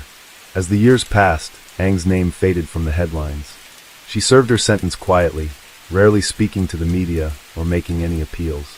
When she was finally released, she disappeared from public view, her life forever marked by the crime she had committed. But for those who had known Ing, for those who had followed the case, the memory of what had happened in that West Coast condominium never truly faded. It remained a chilling example of how love, trust, and resentment could intertwine in the most tragic of ways. Story 6. Matthew Molinas, a 17-year-old student at College Sevenol, carried with him a dark past that few knew about. Behind his quiet and intelligent demeanor was a history of violent tendencies, a side of him that had already surfaced before. In 2010, he had been convicted of sexual assault against another young girl, but due to his age, he was granted a second chance, one that would prove to be a fatal mistake. Authorities allowed him to continue his education at the prestigious private school in Luchambon-sur-Lignon, a decision that would lead to the brutal rape and murder of 13-year-old Agnes Marin in 2011. The school, known for its progressive approach to education, welcomed students from diverse backgrounds. It was a place meant to foster growth, community, and second chances. Matthew fit in well, at least on the surface. Teachers described him as intelligent, though somewhat distant. He did not form many close friendships, but he wasn't seen as a troublemaker either. No one at the school knew of his past offense. His parents had fought to keep it a secret, believing that he deserved to move on from his mistakes without the burden of his past following him. Agnes Marin, on the other hand, was full of life. She was well-liked, bright, and had an enthusiasm that made her stand out among her peers. She had been attending College Sevenol for only a short time, but had already made many friends. On the surface, she and Matthew had little reason to cross paths, yet fate had a cruel way of bringing them together. On the evening of November 16, 2011, Matthew invited Agnes and a small group of friends to join him for a walk in the nearby woods. The students often explored the area together, enjoying the freedom that came with boarding school life. At some point during the walk, Matthew convinced Agnes to stay behind with him while the others returned to campus. What happened next would remain a haunting mystery, pieced together only through forensic evidence and Matthew's eventual confession. Agnes's absence was quickly noticed. When she failed to return to school that night, her friends raised the alarm. Teachers and students searched for her, their concern growing by the hour. By the next morning, the police were called in, and the search intensified. It wasn't long before suspicion fell on Matthew. He had been the last person seen with Agnes, and his behavior was increasingly erratic. When questioned, his answers were evasive, and inconsistencies began to emerge. The authorities pressed him harder, and under pressure, he finally broke. He led them to a secluded spot deep in the woods where they found Agnes's lifeless body. The scene was horrifying. Agnes had been raped and brutally murdered, her body left hidden beneath leaves and branches, as if Matthew had tried to cover up his crime in a moment of panic. The evidence against him was overwhelming: DNA samples, bloodstains, and his own admission of guilt. His prior conviction for sexual assault, which had been sealed from the school's knowledge, now came to light, sparking outrage across the country. People questioned how someone with such a history had been allowed to re-enter society so easily, and whether the justice system had failed not only Agnes, but also Matthew himself. As the case unfolded, it became clear that this was not an act of impulse. Matthew had lured Agnes into the woods with the intention of harming her. His past offense had been dismissed as an isolated incident, but in reality, it had been a warning that had gone unheeded. Now, a young girl was dead, and a community was left grappling with the horrifying realization that this tragedy could have been prevented. The revelation of Matthew Molinas's past ignited a firestorm of controversy across France. The fact that he had been previously convicted of sexual assault, but was still permitted to enroll in a school without oversight, was seen as a massive failure of the system. Parents of other students at College Sevenol were outraged, demanding answers from the school administration. How had a known offender been allowed to study alongside their children without anyone being informed? The reality was chilling. Matthew had been given a second chance, but at the cost of an innocent life. As police continued their investigation, more disturbing details emerged. Matthew had not only planned his attack, but he had also taken calculated steps to cover his tracks. Forensic evidence suggested that he had brought a weapon with him that night, an indication that his intentions had been set long before Agnes ever followed him into the woods. Text messages and online activity from the days leading up to the crime hinted at his growing obsession with violent fantasies. He had searched for information about past crimes, read articles on forensic techniques, and even watched videos on how to dispose of evidence.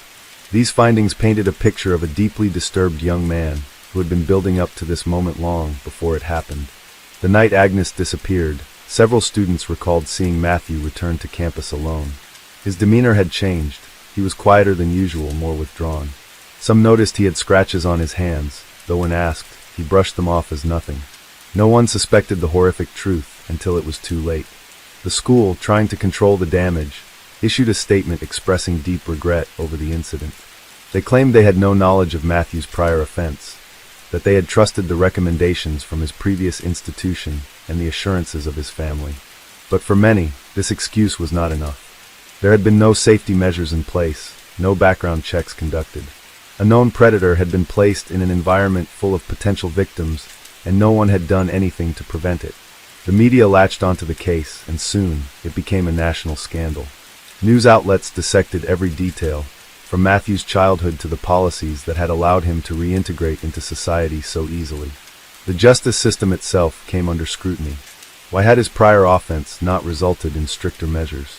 Should he have been under supervision? Should he have even been free at all?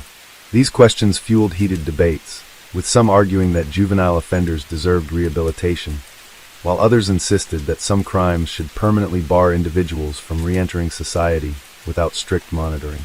Matthew's family, too, faced intense public backlash. His parents, who had fought to keep his past secret, now found themselves accused of enabling his crime. Interviews with relatives and acquaintances revealed conflicting perspectives. Some described him as a troubled but intelligent boy who had struggled with emotions he couldn't control. Others painted a far more sinister picture, one of a manipulative individual who had learned how to mask his true nature until the opportunity for violence presented itself again. As the trial loomed, Matthew himself remained largely silent. He was held in a detention center, undergoing psychological evaluations to determine whether he had acted out of mental illness or calculated intent. Some reports suggested he showed little remorse, while others described moments where he appeared to break down in private.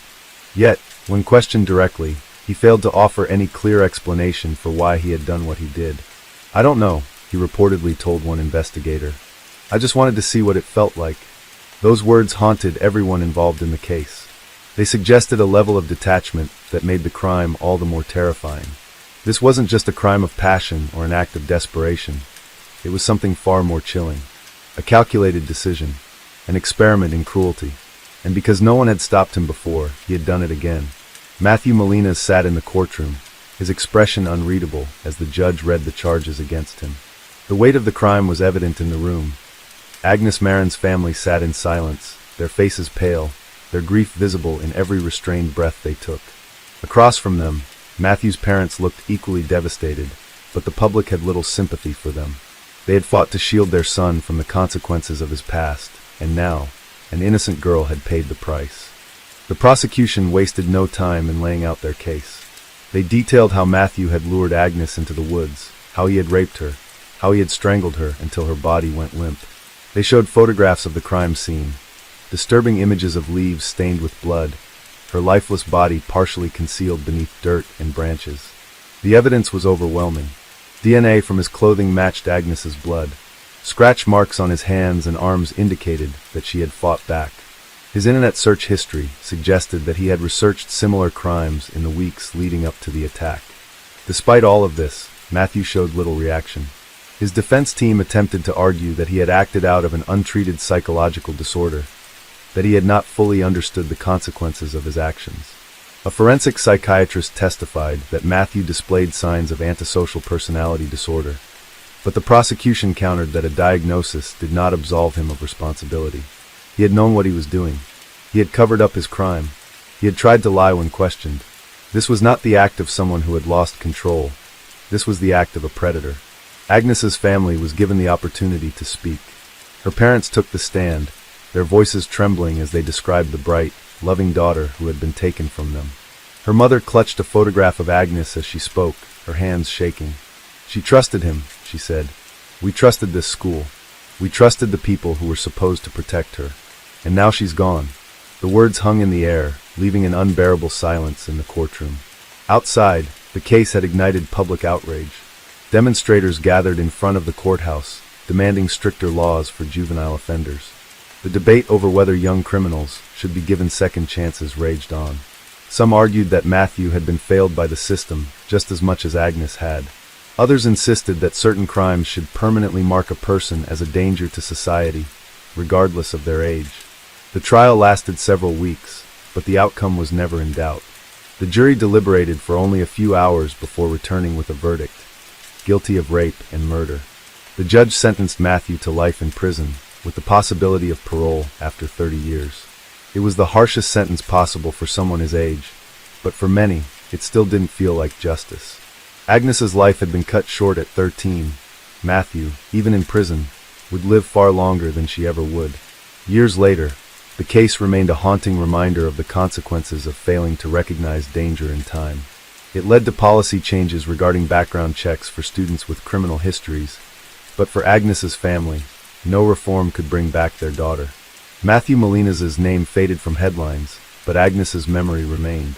In Luchambon-sur-Lignon, a small memorial was built in her honor, a quiet reminder of a young life stolen too soon. Story 7. George Zimmerman, a 28-year-old man, lived in the gated community of The Retreat at Twin Lakes in Sanford, Florida. He was the coordinator of the Neighborhood Watch program in the area and frequently reported what he perceived as suspicious activity to the police. On the night of February 26, 2012, he was inside his vehicle when he spotted a teenage boy walking through the neighborhood. The boy was Trayvon Martin, a 17-year-old who was visiting his father's fiancée and had just returned from a nearby convenience store, carrying a can of iced tea and a bag of Skittles. Zimmerman, armed with a legally owned handgun, called the non-emergency police line to report what he described as a suspicious individual. He noted that the teenager was wearing a hoodie and walking slowly, appearing to look around. The dispatcher asked if he was following the boy, and when Zimmerman confirmed, he was advised not to pursue him. Despite this instruction, Zimmerman exited his vehicle. What happened next remains a matter of debate, with conflicting accounts and a lack of clear eyewitness testimony. At some point, Zimmerman and Martin engaged in a physical altercation. Nearby residents heard shouting, a struggle, and a single gunshot. When police arrived, they found Trayvon Martin lying face down on the ground, fatally shot in the chest. Zimmerman, who had a bloody nose and injuries to the back of his head, claimed he had acted in self-defense. Law enforcement officers initially did not arrest Zimmerman, citing Florida's Stand Your Ground law, which allows the use of deadly force if a person feels their life is in danger. The decision not to charge him immediately sparked national outrage, with many believing that racial bias played a role in the handling of the case. Martin was unarmed, and his family, along with civil rights activists, demanded justice, arguing that Zimmerman had racially profiled him and instigated the confrontation. As the case gained media attention, protests erupted across the country, calling for Zimmerman's arrest. The phrase "Justice for Trayvon" became a rallying cry, and public figures, including then-President Barack Obama, addressed the controversy, further fueling the national conversation on race and self-defense laws in America. Weeks later, following public pressure and further investigation, Zimmerman was finally charged with second-degree murder and manslaughter. His trial would become one of the most highly publicized criminal cases in recent American history, dividing public opinion and raising crucial questions about race, gun laws, and the criminal justice system. The trial of George Zimmerman, which began in June 2013, became one of the most closely watched legal proceedings in recent American history. In the courtroom, prosecutors argued that Zimmerman had racially profiled Trayvon Martin and acted as a vigilante, instigating the confrontation that led to the teenager's death. They painted a picture of Zimmerman as an overzealous neighborhood watch volunteer who ignored police instructions and pursued Martin, leading to a deadly encounter. The prosecution contended that Martin, who was unarmed, was simply walking back to the home where he was staying when Zimmerman confronted him, setting off a tragic chain of events. Zimmerman's defense team, however, maintained that their client had acted in self-defense. They argued that Martin had attacked Zimmerman first, knocking him to the ground and striking him repeatedly. To support this claim, they pointed to injuries on Zimmerman's head and face, which they said were consistent with him having been pinned to the ground and beaten. They also emphasized Florida's controversial Stand Your Ground law, which allowed individuals to use deadly force if they reasonably believed they were in imminent danger of serious harm or death. The case relied heavily on forensic evidence, witness testimony, and a single, chilling 911 call that captured the moments leading up to the shooting. In the recording, Desperate cries for help could be heard, followed by a gunshot. One of the key questions in the trial was whether the voice calling for help was Zimmerman's or Martin's. Martin's family insisted that the cries belonged to Trayvon, pleading for his life. Zimmerman's defense team countered that it was their client, fighting for his survival as he was being attacked. The lack of definitive forensic proof left the jury to rely on their interpretation of the evidence.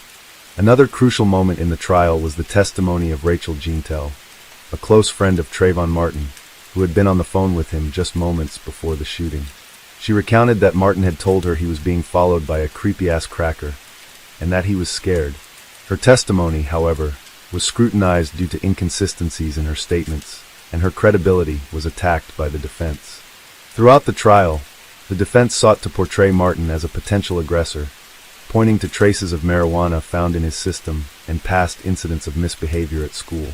The prosecution, however, argued that these details were irrelevant and that Martin had been an innocent teenager simply walking home when he was confronted and ultimately killed. As the trial progressed, it became clear that the case had transcended the courtroom. It had become a symbol of deeper societal issues in the United States, reigniting debates about racial profiling, gun control, and self-defense laws. Across the country, protests and demonstrations continued, with activists and celebrities wearing hoodies in solidarity with Trayvon Martin and calling for justice. The case also led to the rise of the Black Lives Matter movement, which would go on to play a major role in advocating for racial justice in the years to come. After weeks of testimony and deliberation, the jury, a panel of 6 women, 5 of whom were white, delivered their verdict. The nation held its breath as the decision was read in court. Zimmerman was found not guilty of both second-degree murder and manslaughter. The ruling shocked and angered many, while others saw it as a justified application of the law. Protests erupted in cities across the country, with demonstrators decrying what they saw as a failure of the justice system to hold Zimmerman accountable for taking an unarmed teenager's life. Despite being acquitted, Zimmerman's life would never be the same. He remained a highly controversial figure, frequently making headlines for further legal troubles and public altercations. Meanwhile, Trayvon Martin's parents, Sabrina Fulton and Tracy Martin, became prominent activists, using their son's death as a catalyst to push for changes in racial justice and gun laws. The case of Trayvon Martin and George Zimmerman left a lasting impact on American society, exposing deep divides in public opinion about race, self-defense, and the legal system. Even years later, the tragedy continues to be referenced in discussions about racial inequality and policing in the United States. It was more than just a courtroom battle. It was a moment that forced the nation to confront uncomfortable truths about itself. Even after the trial concluded, the effects of the Zimmerman case rippled across the United States, leaving a lasting mark on the nation's legal and cultural landscape. The acquittal of George Zimmerman sparked an emotional response from communities across the country. While some defended the verdict as a fair application of the law, many others saw it as an injustice, reinforcing the idea that young black men in America were often criminalized even when they were the victims. Protests erupted in major cities, from New York to Los Angeles, with thousands taking to the streets demanding reform and accountability. The ruling also led to urgent discussions about the Stand Your Ground law, which had played a pivotal role in Zimmerman's defense. Florida's law, like similar laws in over 20 other states, allows individuals to use deadly force if they believe they are in imminent danger, without a duty to retreat. Critics of the law argued that it disproportionately harmed black Americans, giving legal cover to those who killed unarmed individuals under the guise of self-defense. In response, efforts were made to challenge and reform such laws, but opposition from gun rights advocates and conservative lawmakers prevented any significant legislative changes in most states. In the wake of Zimmerman's acquittal, Trayvon Martin's parents, Sabrina Fulton and Tracy Martin, transformed their grief into activism. They launched the Trayvon Martin Foundation, dedicated to raising awareness about gun violence and racial profiling. Sabrina Fulton, in particular, became a prominent advocate for social justice, speaking at events and working to prevent other families from experiencing the same heartbreak. She often shared how she had never imagined that her son's death would spark a nationwide movement, but she was determined to turn the tragedy into a force for change. Meanwhile, Zimmerman himself became a highly controversial and polarizing figure. Although he had been acquitted, he struggled to maintain a private life and frequently found himself in legal trouble. In the years following the trial, he had multiple run-ins with the law, including arrests for domestic violence and aggressive behavior. He also stirred further outrage by attempting to profit from his notoriety, auctioning off the gun he used to kill Trayvon Martin and making inflammatory statements in interviews. Perhaps one of the most profound consequences of the case was its role in igniting the Black Lives Matter movement. While concerns about racial injustice in America had long existed, the killing of Trayvon Martin and the subsequent acquittal of Zimmerman galvanized activists and inspired a new wave of grassroots organizing. The phrase Black Lives Matter first emerged as a social media hashtag in 2013, but quickly grew into a national movement demanding justice for Black Americans killed by police and vigilantes. The movement gained further momentum with subsequent cases, such as the deaths of Michael Brown in Ferguson, Missouri, and Eric Garner in New York. Trayvon Martin's story also became a defining moment for political leaders, celebrities, and cultural influencers. Then President Barack Obama addressed the case in deeply personal terms, saying, "Trayvon Martin could have been me 35 years ago."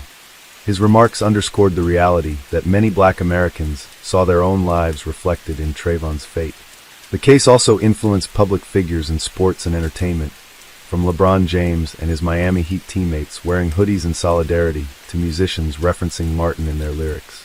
Over the years, Trayvon Martin's legacy continued to shape conversations about race and justice in America.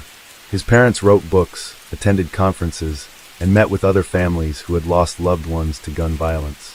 Their advocacy led to scholarships and initiatives aimed at providing opportunities for young Black men, ensuring that their son's name would not be forgotten.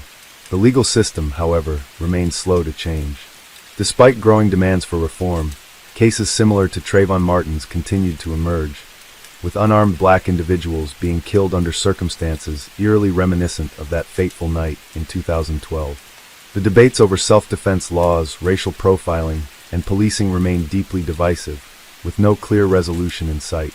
More than a decade later, the name Trayvon Martin still evokes strong emotions, symbolizing the ongoing struggle for racial equality and justice in America. His death was not just the loss of a 17-year-old boy, but a catalyst that forced the country to confront uncomfortable truths about its legal system, its biases, and its values. The pain of his family, the protests that followed, and the movement that arose in his name are reminders that history is shaped not just by the powerful, but also by those who refuse to let injustice go unanswered. Even now, Trayvon Martin's hoodie, the Skittles in his pocket, and the iced tea he carried remain haunting symbols of a life taken too soon. His story, though tragic, continues to inspire new generations to fight for a world where no one is judged, pursued, or killed simply because of the color of their skin. Story 8. Art Bridger, a 46-year-old former slaughterhouse worker, lived in a small cottage on the outskirts of Mackinac, Wales. He was known around town, often seen engaging in odd jobs and socializing in local pubs. To some, he appeared as a friendly, helpful man. To others, he had a darker, more unsettling presence. He had a history of failed relationships, a tendency to fabricate stories about his past, and an obsession with young girls. His computer was later found to contain disturbing images, including violent child abuse material, making it clear that his intentions had been far more sinister than anyone had imagined. On October 1, 2012, in the quiet market town of Mackinac, Bridger spotted 5-year-old April Jones playing near her home. She had been outside riding her pink bicycle with friends, enjoying the last moments of daylight. Her family lived in a close-knit community where everyone knew each other, and children were often allowed to play freely without fear. That evening, as the children laughed and played near their homes, a vehicle approached them. Witnesses later described seeing a man in a Land Rover speaking to April. Moments later, she willingly got into the car. To her young friends, it didn't seem alarming. Perhaps he was a family friend or someone she knew. But April never returned home. When her parents, Coral and Paul Jones, realized she was missing, panic set in. They immediately searched the area, calling her name, knocking on neighbors' doors, and hoping she had simply wandered off. When there was no sign of her, they contacted the police, triggering one of the largest search operations in British history. Within hours, hundreds of volunteers gathered to help, scouring fields, rivers, and wooded areas, desperate to find any trace of the little girl. The investigation quickly turned to Bridger. His vehicle matched the description given by the children who had seen April get into the car. When police arrived at his home, they found him attempting to destroy evidence. His fireplace contained ashes and burnt fragments that would later be identified as belonging to April. Blood matching her DNA was found inside his home, along with a disturbing collection of images on his computer. Despite overwhelming evidence, Bridger refused to reveal what had happened to April. He initially claimed he had accidentally run her over and could not remember what he did with her body, but forensic evidence contradicted his story. Investigators believed he had lured her into his car with the intent to assault her, killed her shortly after, and then disposed of her body in a way that ensured it would never be found. The search for April continued for months. Thousands of people, from police officers to local volunteers, combed through dense forests, riverbanks, and remote landscapes, hoping for a miracle. The town of Mackinac, once a peaceful and safe community, was consumed by grief and horror. Ribbons, candles, and pictures of April filled the town as her parents clung to the hope that they would find her. But as the days turned into weeks, it became painfully clear that April was never coming home. The case sent shockwaves through the UK, igniting debates on child safety, sex offender monitoring, and the dark corners of the internet where predators like Bridger lurked. The nation watched in sorrow as the trial began, hoping for justice for April and her devastated family. The trial of Mark Bridger, which began in April 2013, was one of the most emotionally charged and heartbreaking cases in recent British history. The courtroom was packed with journalists, legal experts, and members of the public, all awaiting answers to the horrifying mystery that had shaken the nation. At the center of it all were April Jones's grieving parents, Coral and Paul Jones, who sat through the proceedings with quiet dignity, their faces etched with the pain of losing their daughter in such a brutal and senseless manner. The prosecution presented a chilling case against Bridger, revealing details that painted a disturbing portrait of a man whose actions had been deliberate and premeditated. They argued that Bridger, a former slaughterhouse worker with a history of violent tendencies, had targeted April as part of his growing obsession with young girls. His computer, which had been seized during the investigation, contained hundreds of images of child abuse, including photographs of April herself, taken from her family's social media pages before her abduction. There were also disturbing searches related to child murder cases, including those of notorious killers who had targeted young victims in the past. Forensic evidence played a crucial role in the trial. Despite Bridger's claim that he had accidentally run over April and had no memory of what happened next, blood matching April's DNA was found in his living room, along with bone fragments in his fireplace. Experts testified that these remains were consistent with the partial burning of a human child's body. Investigators also found knives and cutting tools in Bridger's home, further strengthening the argument that April had been murdered there. The prosecution believed he had abducted her with the intent of sexually assaulting her before ultimately killing her to avoid being caught. Bridger, however, stuck to his story. He claimed that he had no recollection of disposing of April's body and suggested that he might have blocked out the memory due to trauma. His defense team tried to argue that he had not planned the abduction and that her death had been an accident, but the evidence against him was overwhelming. His erratic behavior before and after April's disappearance, the disturbing content found on his computer, and the bloodstains in his home all pointed to a man who had not only committed an unspeakable crime, but had also taken deliberate steps to cover it up. Throughout the trial, the public followed every detail with horror and outrage. People across the UK wore pink ribbons, the color associated with April, as a symbol of remembrance and solidarity with her family. The small town of Mackinac, once a quiet and peaceful community, had become the focal point of a tragedy that gripped the nation. Vigils were held in her honor, and donations poured in to support her devastated parents. The town's residents, still haunted by the search efforts that had gone on for months, struggled to come to terms with the knowledge that one of their own had committed such a horrific act. As the trial neared its conclusion, the jury was faced with a grim responsibility. They had to determine not only whether Bridger was guilty of murder, but also whether his crime had been premeditated. Given the overwhelming evidence, the outcome seemed inevitable, but for April's parents, nothing could ever truly bring them closure, not without knowing what had really happened to their daughter's body. Despite exhaustive searches, April's remains had never been fully recovered, and the thought of never being able to lay her to rest only deepened their anguish. When the verdict was finally delivered, the courtroom fell silent. Mark Bridger was found guilty of abduction, murder, and perverting the course of justice. The judge, in his sentencing remarks, described Bridger as a manipulative and sadistic predator who had taken the life of an innocent child and then inflicted unimaginable suffering on her family by refusing to reveal where her body was. He was sentenced to life in prison without the possibility of parole. Outside the courthouse, crowds gathered to hear the news. While there was relief that justice had been served, the sense of loss remained. April Jones's murder had left a permanent scar on the community, and her parents would never get the answers they so desperately needed. The case had also sparked nationwide debates about child protection, internet safety, and how to prevent such tragedies in the future. The town of Mackinac would never be the same again. Pink ribbons continued to adorn its streets, a silent reminder of the little girl whose laughter had once filled the air. Though justice had been served, April's absence was felt in every home, in every playground, and in the hearts of those who had searched tirelessly to bring her back. Her name became a symbol of the need to protect the most vulnerable and to never forget the lives taken too soon by the darkest evils in society. Years after the trial, the impact of April Jones's abduction and murder remained deeply felt across Wales and the entire United Kingdom. Her family, still grieving the unbearable loss of their little girl, worked tirelessly to ensure that no other child would suffer a similar fate. They dedicated themselves to raising awareness about child protection, online safety, and the dangers lurking within seemingly safe communities. For Coral Jones, April's mother, the pain never faded, but she transformed her grief into a mission to fight for legislative changes and greater protections for children.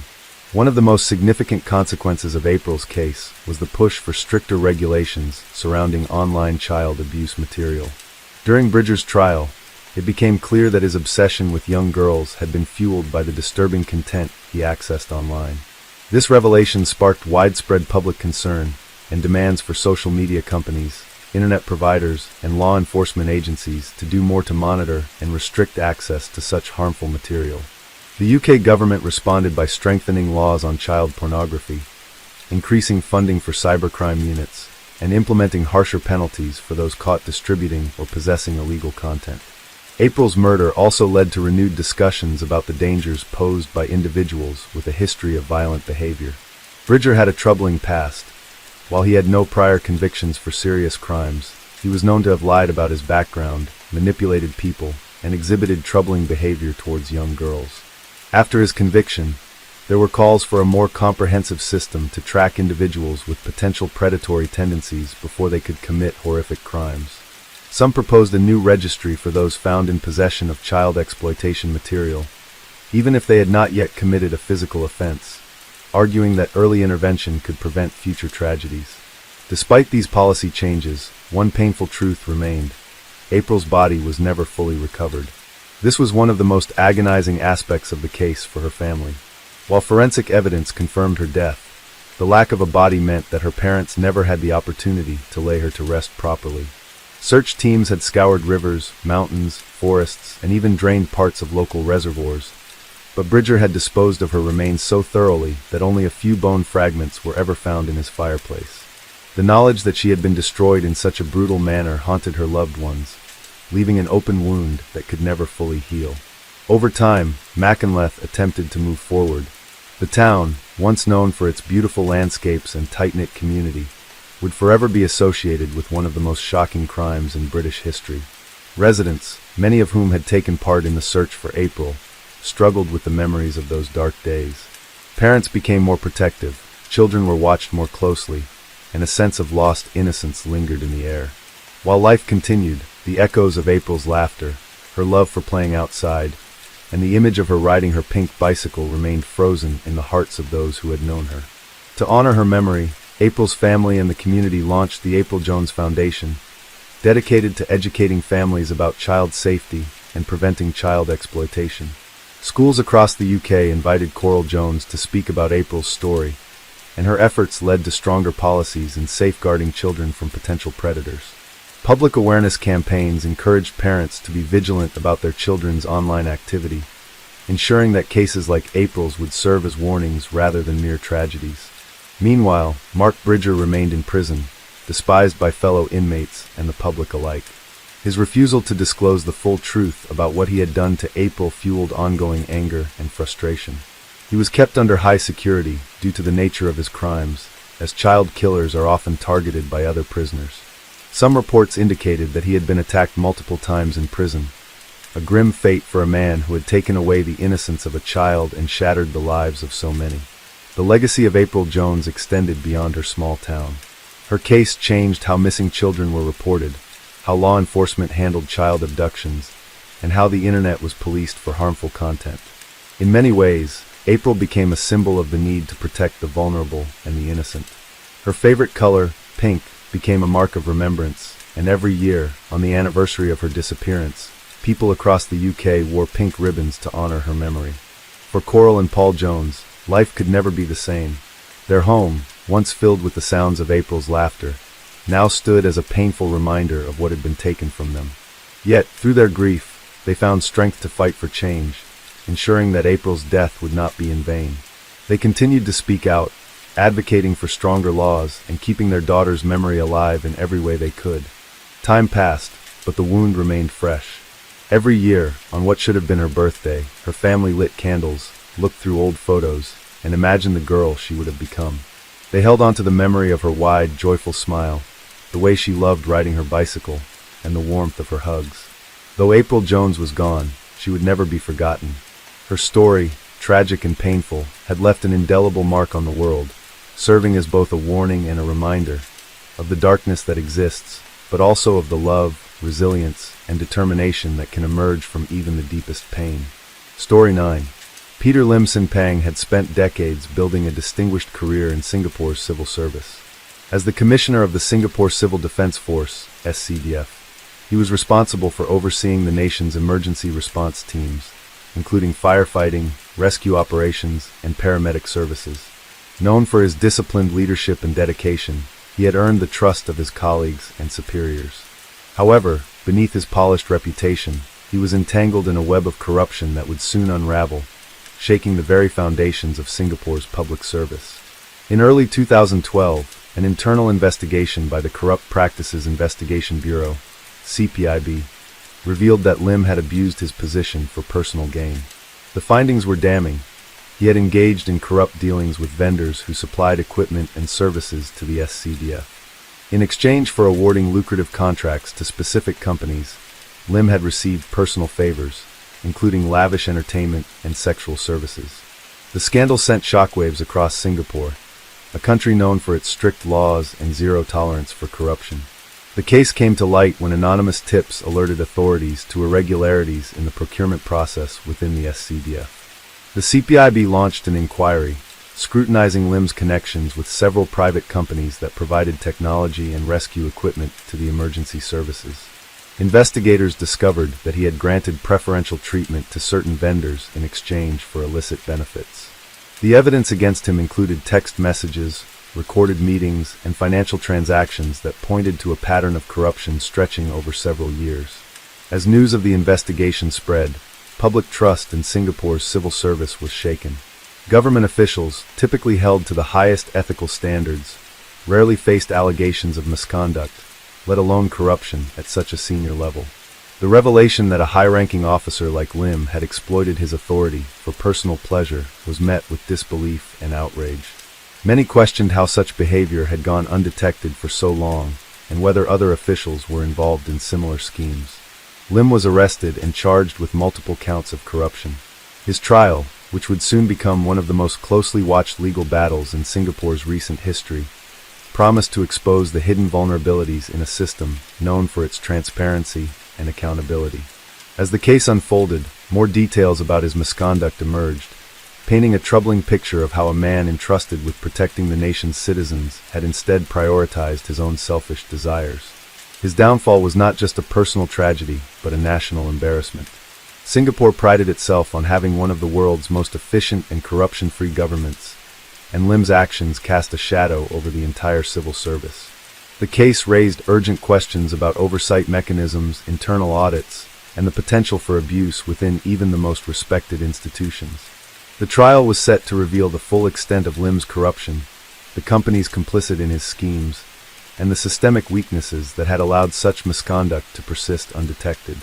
As the prosecution gathered more evidence and key witnesses prepared to testify, Singapore braced itself for a courtroom battle that would leave a lasting mark on the country's fight against corruption. As the trial of Peter Lim Sin Peng began, the nation watched closely. The proceedings were not just about punishing one man, but about reaffirming Singapore's commitment to integrity and justice. Prosecutors laid out their case in meticulous detail, presenting overwhelming evidence of Lim's corrupt dealings. The charges against him centered on the fact that he had granted special favors to specific companies bidding for contracts with the Singapore Civil Defence Force, SCDF. In exchange, he had received personal benefits, including sexual services from women linked to these businesses.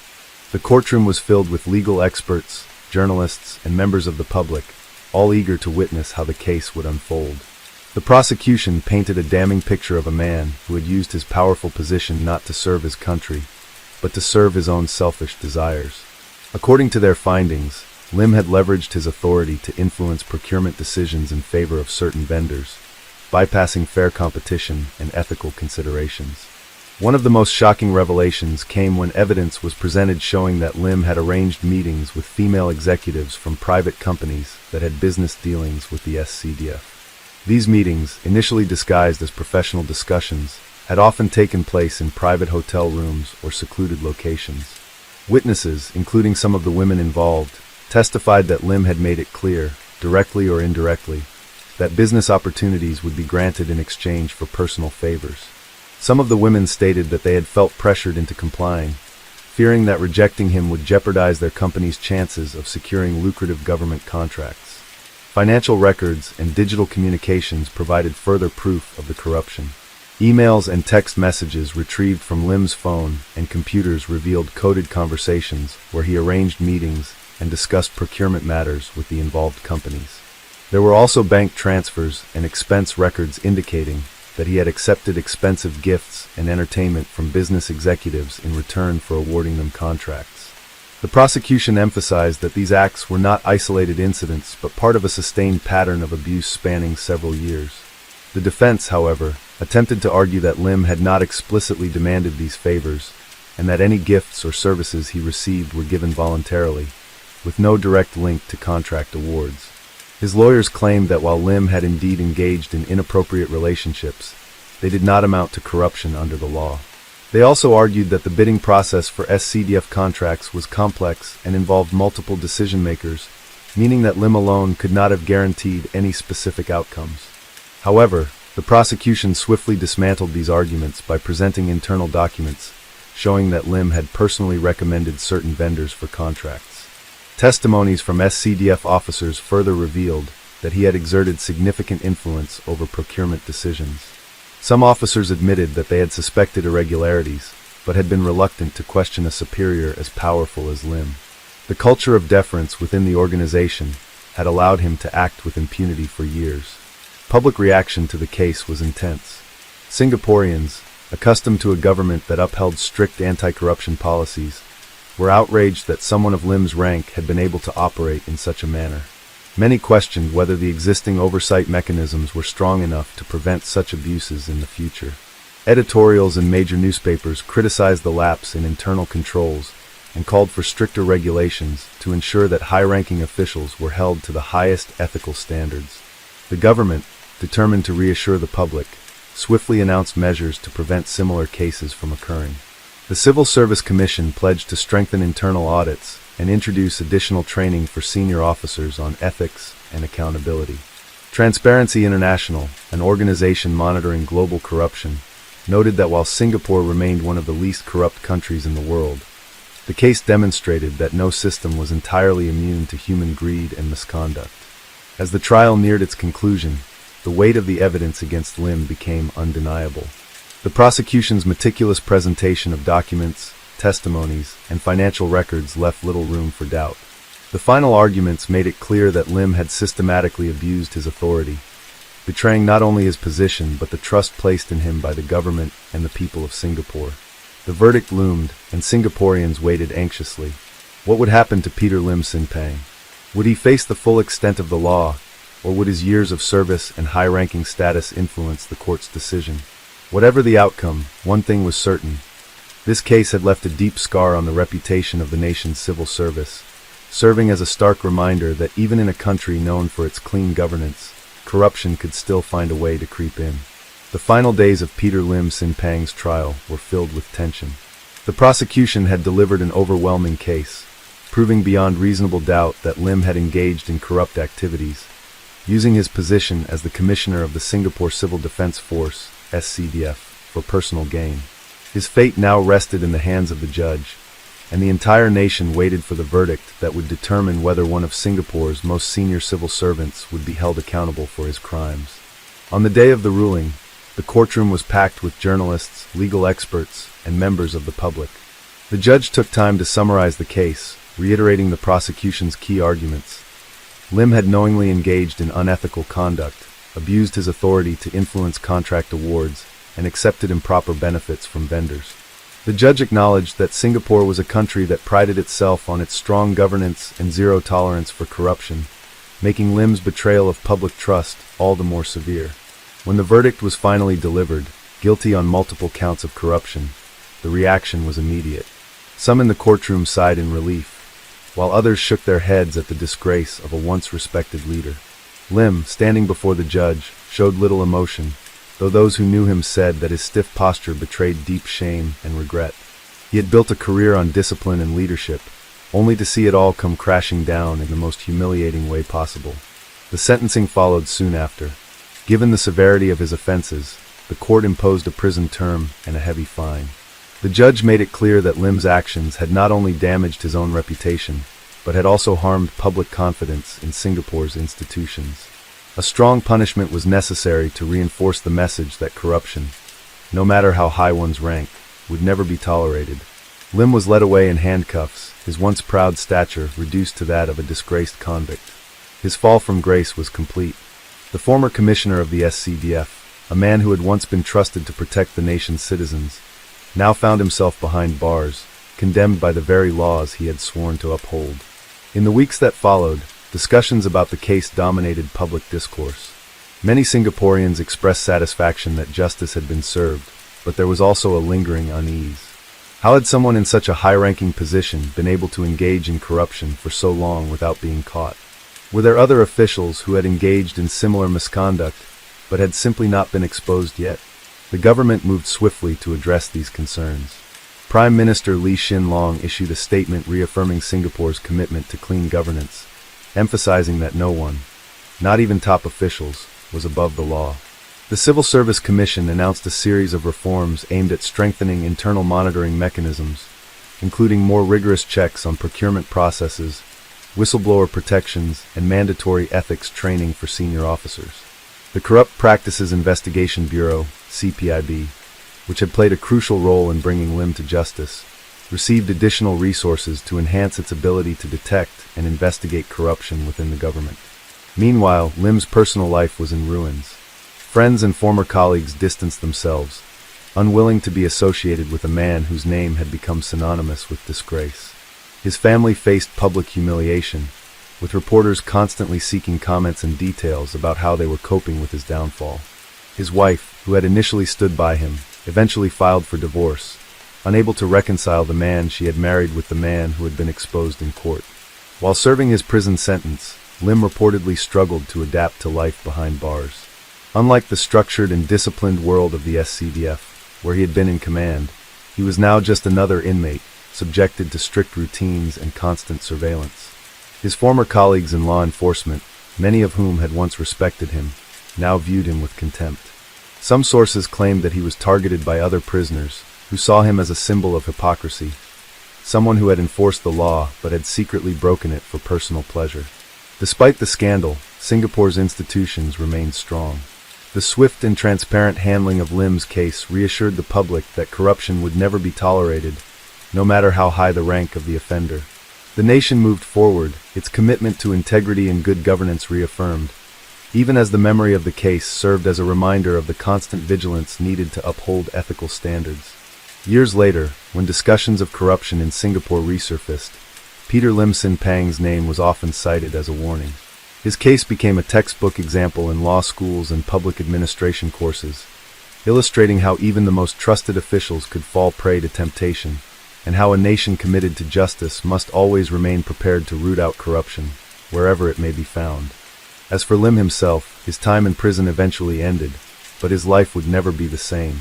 Stripped of his rank, reputation, and privileges, he lived in relative obscurity, forever marked by his past. He had once commanded the respect of an entire nation, but in the end, he was remembered not for his achievements, but for his betrayal. Story 10. Adrian Ernest Bailey had a long history of violent offenses. Born in Australia, he had spent much of his life in and out of prison, with multiple convictions for rape and assault. Despite being labeled a dangerous predator, he had been released back into society, where he continued to pose a threat to women. In 2012, his name would become infamous across Australia as the man responsible for one of the most shocking crimes in Melbourne's recent history, the brutal murder of Jill Maher. Jill Maher was a 29-year-old Irish expatriate living in Melbourne. She worked as a journalist for ABC Radio and was well loved by her colleagues and friends. She had moved to Australia with her husband, Tom Maher, in search of a promising future.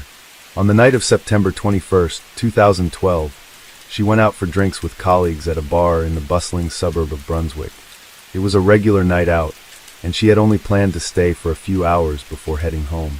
At around 1:30 a.m., Jill decided to walk home alone, rejecting offers from her friends to accompany her. She lived only a short distance away, and Brunswick was generally considered a safe area. But as she made her way down Sydney Road, she had no idea that Adrian Bailey was lurking in the shadows, watching her. Bailey had been prowling the streets that night, looking for a victim. A serial offender with a disturbing pattern of attacking women, he had spent years evading the full consequences of his crimes. When he spotted Jill walking alone, he saw an opportunity. Surveillance footage would later show him following her, his movements calculated and predatory. As Jill neared her home, Bailey approached her, pretending to be friendly at first. When she resisted his advances, he became aggressive. Witnesses later reported hearing a brief struggle, but in the silence of the night, no one realized the danger she was in. Bailey overpowered her and forced her into a dark alley, where he assaulted her before strangling her to death. For hours, Jill's husband, Tom, waited at home, growing increasingly worried when she failed to return. He called her phone repeatedly, but there was no answer. By morning, panic had set in, and he reported her missing to the police. The disappearance of a young woman in a normally safe neighborhood sent shockwaves through the community. Friends, colleagues, and volunteers quickly organized search efforts, putting up missing person posters and appealing for information. CCTV footage soon became the key to solving the case. Investigators retrieved recordings from local businesses, and the images revealed Jill walking down Sydney Road, followed closely by a man in a blue hoodie. The footage sent chills through the public. The police quickly identified the man as Adrian Bailey, a known criminal with a violent past. Bailey, however, did not initially confess. When police tracked him down and brought him in for questioning, he tried to mislead investigators, claiming he had no involvement. But the evidence against him was mounting. Phone records placed him at the scene, and when police searched his home, they found Jill's belongings. With no way to escape the truth, Bailey finally admitted to the crime, describing in chilling detail how he had attacked and killed her. Jill's body was found in a shallow grave about 50 kilometers outside Melbourne. The discovery confirmed the worst fears of her loved ones and the entire nation. The senseless violence of the crime horrified people across Australia, sparking national outrage and a renewed discussion on the justice system's failure to keep repeat offenders like Bailey off the streets. As the case moved toward trial, the weight of Bailey's past crimes became clear. He had a long criminal history, including multiple sexual assaults, yet he had been released from prison and allowed to reoffend. The revelation of his record led to intense criticism of the parole system, with many arguing that stricter measures were needed to prevent dangerous criminals from being released. For Jill's family, the pain was immeasurable. Her husband, Tom, spoke publicly about his grief, questioning how someone like Bailey had been free to walk the streets. He became an advocate for justice reform, determined to ensure that no other family would have to endure the same tragedy. As the trial approached, Australia braced for the full extent of Bailey's crimes to be laid bare. The nation wanted justice for Jill Maher, and the legal system now had to decide whether it would finally hold Adrian Bailey accountable for his reign of terror.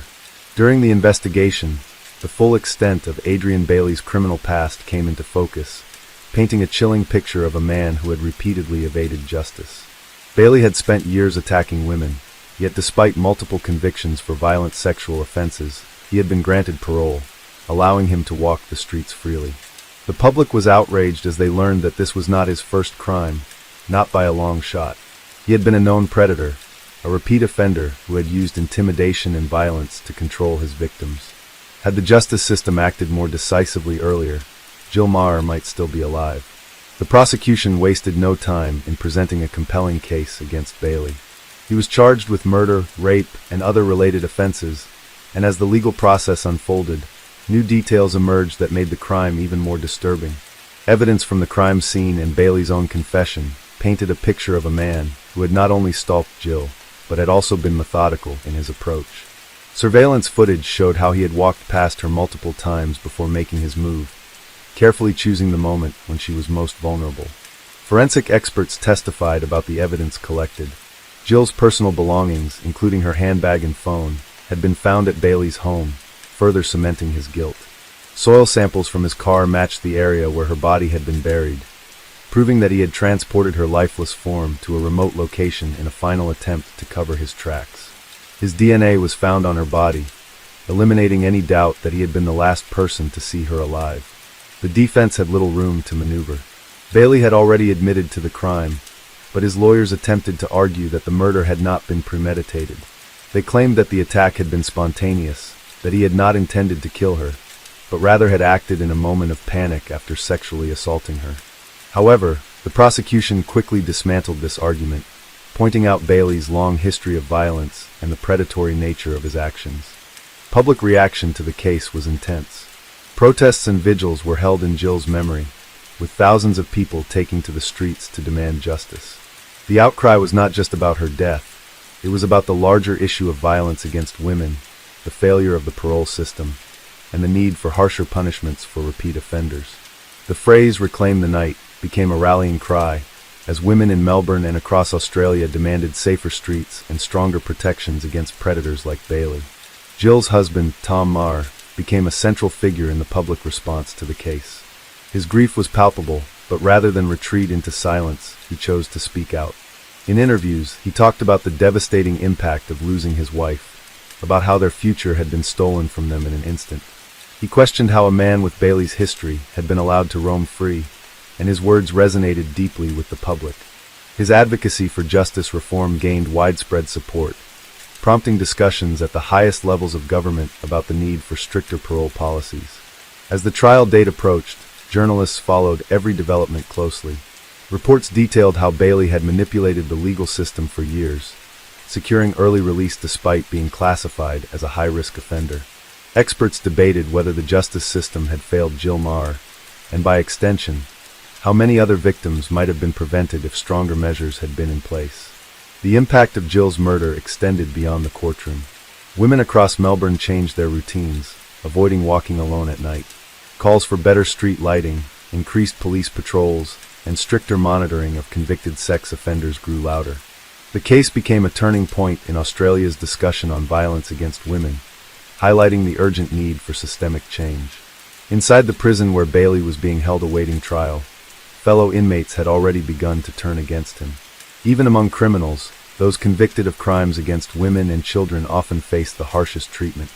Reports surfaced that Bailey had been attacked multiple times in custody, a grim preview of the kind of life he would face if convicted and sentenced to a long prison term.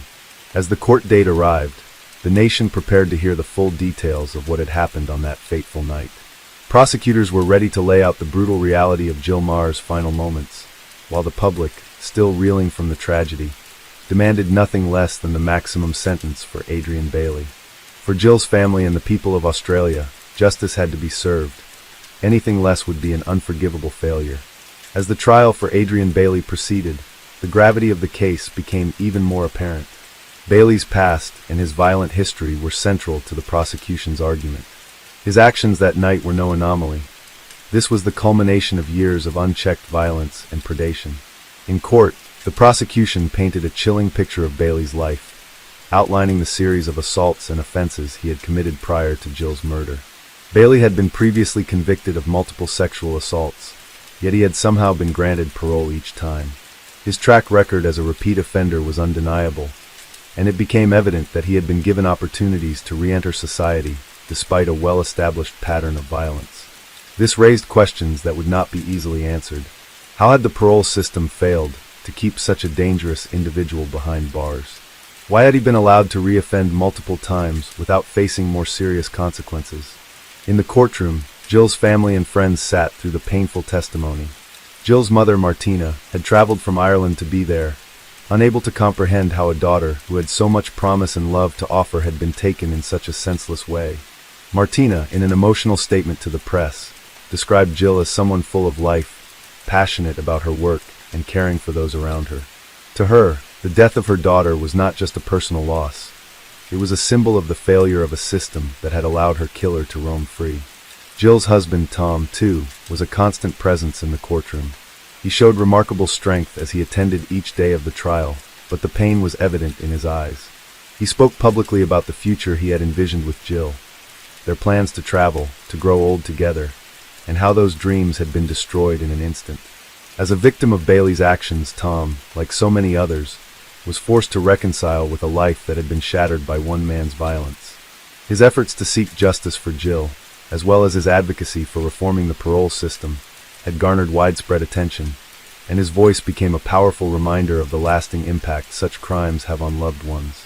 The case also revealed disturbing details about Bailey's behavior in the days leading up to the murder. Investigators found that he had been stalking women in the area, and that Jill was not his first intended victim. He had been following other women before he decided to attack Jill, but he had ultimately singled her out for reasons that were impossible to fully understand. The randomness and brutality of his actions served as a stark reminder of the danger posed by repeat offenders, who often target vulnerable individuals in public spaces.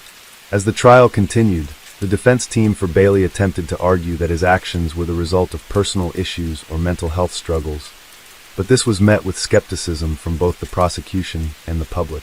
Bailey's past was filled with violent tendencies, and the idea that his behavior could be attributed to anything other than a conscious choice to harm others was widely rejected. The prosecution painted a portrait of a man who had repeatedly chosen violence, whose predatory behavior was neither a result of mental illness nor a lapse in judgment, but rather the result of a deep-seated disregard for human life. When it came time for the victim impact statements, the courtroom fell silent. Jill's friends and family had been deeply affected by her loss, and their words brought the full weight of the tragedy to bear on everyone present. One friend described Jill as a bright light who had the power to make anyone feel special. Her warm and welcoming nature had touched the lives of so many, and her absence created an irreplaceable void in the lives of those who had known and loved her. These testimonies, filled with love and sorrow, underscored the senselessness of Jill's murder and the profound impact it had on those who were left behind. In contrast, Adrian Bailey remained largely indifferent during the trial. He showed little emotion as the evidence was presented against him, and his demeanor appeared cold and detached, further cementing the public's view of him as a remorseless predator. The defense was unable to provide any compelling explanation for his actions that night, and the overwhelming evidence left little room for doubt. Finally, the day arrived when the jury would deliberate and decide Bailey's fate. After hearing all the evidence, including testimony from both sides, they began their deliberations. The public and Jill's family held their breath as the jury considered the case. When the verdict was announced, it was a moment of bittersweet relief for Jill's family and the people of Australia. Adrian Bailey was found guilty on all charges, including murder, rape, and indecent assault. The judge, in delivering the sentence, expressed his deep sorrow over the loss of such a vibrant life and reaffirmed the importance of holding repeat offenders accountable. Bailey was sentenced to life in prison, with no possibility of parole for at least 35 years. It was a harsh sentence, but it was one that many felt was necessary to send a clear message that crimes like this would not be tolerated. Jill's family, though relieved that justice had been served, would never be able to fully heal from the pain of their loss. Jill's life had been stolen in an act of senseless violence, and no legal punishment could ever bring her back. But the conviction of Adrian Bailey was, for many, a small step toward ensuring that no other family would have to suffer the same fate. In the aftermath of the trial, Australia's justice system came under intense scrutiny, and calls for reform intensified. The tragic case of Jill Maher had ignited a movement for stronger laws and stricter parole policies, aiming to prevent further tragedies from occurring. For Tom Maher, the journey of grief and advocacy had only just begun. He remained a vocal advocate for justice reform, determined to ensure that the system worked to protect the vulnerable and prevent future victims. While the pain of losing Jill would never fade, Tom found strength in his commitment to honor her memory through his efforts to ensure that justice would prevail in future cases. The memory of Jill Marr, a young woman with so much potential, would live on in the hearts of those who loved her. The fight for justice and safety continued, but the pain of that tragic night would never be forgotten. Story 11. Mark Bridger, a 46-year-old man from the small town of Mackinac, Wales, became the prime suspect in the abduction of 5-year-old April Jones. Bridger, a former slaughterhouse worker, had a history of alcohol abuse and was known to have an unsettling personality. Though he had no direct criminal record for offenses against children, he had been previously investigated for incidents of inappropriate behavior. Despite this, he lived alone in a remote cottage, a short distance from April's home, and had been seen in the area on the evening of her disappearance. On October 1, 2012, April Jones, a lively and spirited 5-year-old girl, went missing after playing near her home in the quiet town of Mackinac. She had told her mother, Coral, that she would be playing with friends and would return shortly. However, when night fell and April didn't return, Coral grew concerned. The minutes turned into hours, and panic set in as April's disappearance became increasingly alarming. Coral, along with a few friends and neighbors, immediately began searching the area, hoping to find her daughter. By the time they realized April was truly missing, they had already scoured much of the nearby area, but there was no sign of her. It wasn't long before Coral called the police, who immediately launched a search operation. The entire community rallied together, volunteering to help search, and the police coordinated a widespread effort, employing helicopters, sniffer dogs, and even divers to search nearby water sources. But despite the collective efforts of both authorities and the public, there was no sign of April. As hours turned into days, the situation became more dire. The police investigation was rapidly escalating, but there was still no clear leads or evidence. During this time, the media coverage grew intense, and the small Welsh town, which had once been peaceful and quiet, was now consumed by a sense of fear and uncertainty. The breakthrough in the investigation came on October 2, 2012, when Mark Bridger was arrested. Police had been looking into local individuals who had been in the area on the night April disappeared, and Bridger quickly became a person of interest. After conducting a series of interviews and searches, they discovered that Bridger had been near the location where April was last seen. As authorities continued to gather evidence, it became clear that Bridger had played a central role in her abduction. The details surrounding Bridger's actions that night were disturbing. He admitted to abducting April, claiming that he had taken her for a ride in his vehicle. He later confessed to having killed her, though his explanations were fragmented and contradictory. He led investigators to an area where they found human remains. The evidence suggested that April had been murdered, and the forensic findings confirmed the worst. The remains were indeed those of the young girl. The case had now turned from a missing persons search to a horrific murder investigation. The arrest of Mark Bridger shocked the entire community. Although Bridger had previously been under investigation for minor incidents, no one had expected him to be capable of such a violent crime. His neighbors described him as someone who kept to himself, and there had been little indication that he harbored any violent tendencies. The fact that he had been living in the same community as April, yet had harbored such dark intentions, sent waves of fear and disbelief throughout Mackinac. As the investigation unfolded, it was revealed that Bridger had carefully planned the abduction. He had been driving around the area on the night April went missing, and had come across her while she was playing with friends. He took advantage of the situation, luring her into his car, and from that point on, he was in control of her fate. The disturbing nature of the crime left both the investigators and the public horrified. The police learned that Bridger had tried to conceal his actions, even washing the car and burning items that may have been connected to the crime. Despite his attempts to cover his tracks, however, evidence mounted against him.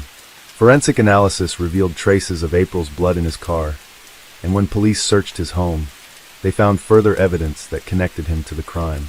The news of April's death devastated her family and the entire nation. The tragedy brought to light the vulnerabilities that children face, even in seemingly quiet and safe communities. April's parents, Coral and Paul Jones, were left to grapple with the loss of their young daughter, their lives shattered by the horrific crime. They began to speak out about the need for more vigilance in protecting children, and for stronger punishments for those who commit such heinous acts. The case of April Jones captured the attention of the United Kingdom, with thousands of people following the details of the investigation closely. As the trial date approached, the nation prepared to see justice served for April. As Mark Bridger's trial began in 2013, the details of his abduction and murder of April Jones were carefully laid out in the courtroom, each revelation more harrowing than the last. Bridger stood trial for the kidnapping, rape, and murder of the 5-year-old girl, and the courtroom was filled with tension as both the prosecution and defense presented their arguments. The prosecution's case was built on a substantial body of evidence. They painted a grim picture of Bridger's actions on the night of April's disappearance. Bridger had driven around the small town of Mackinac, carefully searching for an opportunity. He saw April playing outside near her home and took advantage of the situation. It was clear from the surveillance footage, the testimonies of witnesses, and Bridger's own statements that April was completely unaware of the danger she was about to face. As Bridger drove up to April, he convinced her to climb into his car by telling her that he had seen her parents. Once she was inside, however, things took a darker turn. The chilling nature of what happened next was revealed in the details of the investigation. Bridger had no intention of returning April safely. He had been planning her abduction, and it quickly became apparent that his motives were disturbingly twisted. He drove her to his home, where he kept her for several hours, before ultimately taking her life. The prosecutor emphasized the brutal nature of the crime, highlighting that Bridger had shown no remorse for his actions and had attempted to destroy all evidence in an effort to cover his tracks. Throughout the trial, Bridger's lack of empathy for his victim became painfully clear. When police asked him why he had taken April's life, his responses were often incoherent and nonsensical. He claimed that he hadn't meant to hurt her, but his actions told a different story. Evidence found at his home revealed that he had been preparing for the crime. He had a history of inappropriate behavior, and experts pointed to a long-standing pattern of predatory tendencies. Though his defense team attempted to argue that he was suffering from a temporary lapse in judgment, the overwhelming evidence painted a picture of a man who had planned and carried out a cold-blooded murder. The prosecution also brought attention to Bridger's behavior after the crime. He had spent hours trying to cover up the evidence, washing his car, and burning clothing that might have been contaminated with April's blood. His attempts to destroy the evidence made it clear that he knew exactly what he had done, and he had no intention of being caught. Yet, despite his best efforts to conceal the truth, the forensic evidence was irrefutable. DNA traces of April were found in his car, and traces of her blood were discovered on his clothing. The defense, in contrast, sought to portray Bridger as someone who had momentarily lost control. They argued that he had not planned the murder and had been overcome by some sort of panic after abducting April. They suggested that he had not meant to harm her, but had acted in a confused, erratic state. However, this defense was largely rejected by both the prosecution and the public. Bridger's long history of erratic and predatory behavior suggested that his actions were more deliberate than he was willing to admit. His complete lack of remorse and his attempts to cover up the crime painted him as a man who had planned the abduction and murder in cold blood. As the evidence mounted, the trial reached its final stages.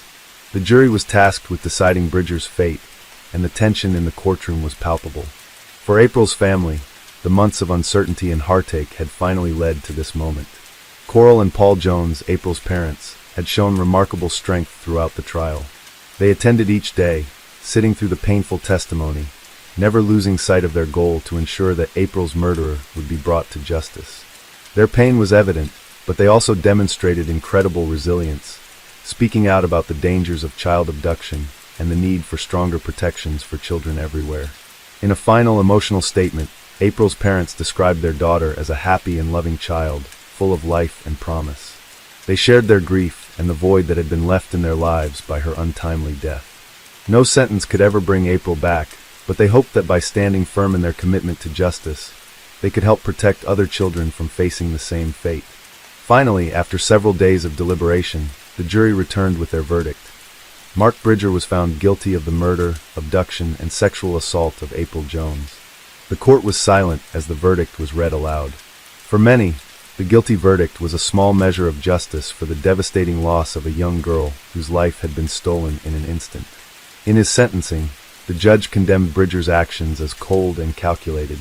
He described the crime as one of the most horrific the court had ever seen and emphasized the profound impact it had on April's family and the community. Bridger was sentenced to life in prison without the possibility of parole, ensuring that he would never be allowed to walk free again. The sentence was met with a sense of relief, but for April's family, the damage had already been done. The man who had stolen their daughter's future would now pay for his crimes, but nothing could ever bring her back. April's memory lived on, and the community of Mackinac, along with the rest of the United Kingdom, mourned the tragic loss of a young life. In the aftermath, discussions about child safety, the risks of abduction, and the need for stronger laws became more prominent. April's case served as a painful reminder of the dangers that children face, even in seemingly safe communities, and the need to take every precaution to protect them. The aftermath of April Jones's abduction and murder reverberated throughout the UK, leaving a lasting impact on the community, the justice system, and society as a whole. As the trial concluded, the sense of relief from the guilty verdict was bittersweet. While Mark Bridger was sentenced to life imprisonment, the pain of the loss and the void left by April's tragic death remained unfilled. The court proceedings had revealed the depth of Bridger's calculated cruelty, and the chilling nature of his crime would forever be etched into the memories of those who followed the case. The response from the public, the media, and organizations dedicated to child protection was overwhelming. The case highlighted significant issues surrounding child safety and the shortcomings in both the local and national systems in preventing such tragic events. People across the UK rallied in support of April's family, with many expressing their sorrow and solidarity. The story of the Jones family's grief resonated with countless others, and their voices became a rallying cry for action. In the wake of the trial, Coral and Paul Jones became advocates for child safety, dedicating themselves to ensuring that other families wouldn't have to experience the same horror they had endured. They publicly campaigned for stronger child protection measures, including stricter regulations for people with criminal backgrounds and a more robust system for monitoring those who had previously committed offenses. Their advocacy work highlighted the importance of better systems for keeping track of dangerous individuals, as well as more comprehensive education for parents and communities about the risks of abduction and how to respond. The Jones family's efforts culminated in the establishment of the April Jones Foundation, which was dedicated to improving the safety of children and preventing child abduction. The foundation worked closely with law enforcement, child welfare organizations, and schools to raise awareness about the dangers children face and to provide resources to help parents and communities protect their young ones. Through this foundation, the Jones family channeled their grief into a powerful force for positive change. Although nothing could bring April back, their work helped ensure that her memory lived on in a way that contributed to making the world a safer place for children. The foundation also pushed for legislative changes aimed at preventing similar crimes. The case prompted discussions about reforming the justice system, particularly in relation to how repeat offenders were monitored and treated. Many felt that the parole system had failed in the case of Mark Bridger, as his previous behavior had been cause for concern, but was not enough to prevent his release. Bridger's previous behavior, including a history of inappropriate actions and known alcohol issues, had raised red flags, yet he was allowed to return to society. His eventual actions were a stark reminder of how dangerous it could be to underestimate the potential for harm in individuals who showed clear signs of predatory behavior. The media also played a critical role in raising awareness about child abduction and its devastating consequences. News outlets reported extensively on the details of the case, emphasizing the need for preventative measures, while also offering support to the family and the community. The outpouring of public grief and support highlighted the deep sense of loss that the nation felt over the tragic death of a young child. Through interviews, news coverage, and discussions on social media, the public was reminded of the fragility of life and the need to remain vigilant in protecting the most vulnerable members of society. For the people of Mackinac, the tragedy brought with it a deep sense of vulnerability. Mackinac, a small, close-knit community, had always been considered a safe haven. The horror of a child being abducted from such a place shocked the town to its core. People who had once walked freely through the streets, without a second thought about their safety, now found themselves grappling with the harsh reality of what could happen when the unthinkable occurred. In response to the tragedy, local organizations and residents rallied together to improve community safety measures, starting initiatives like neighborhood watch programs and community outreach efforts focused on educating children and parents about safety.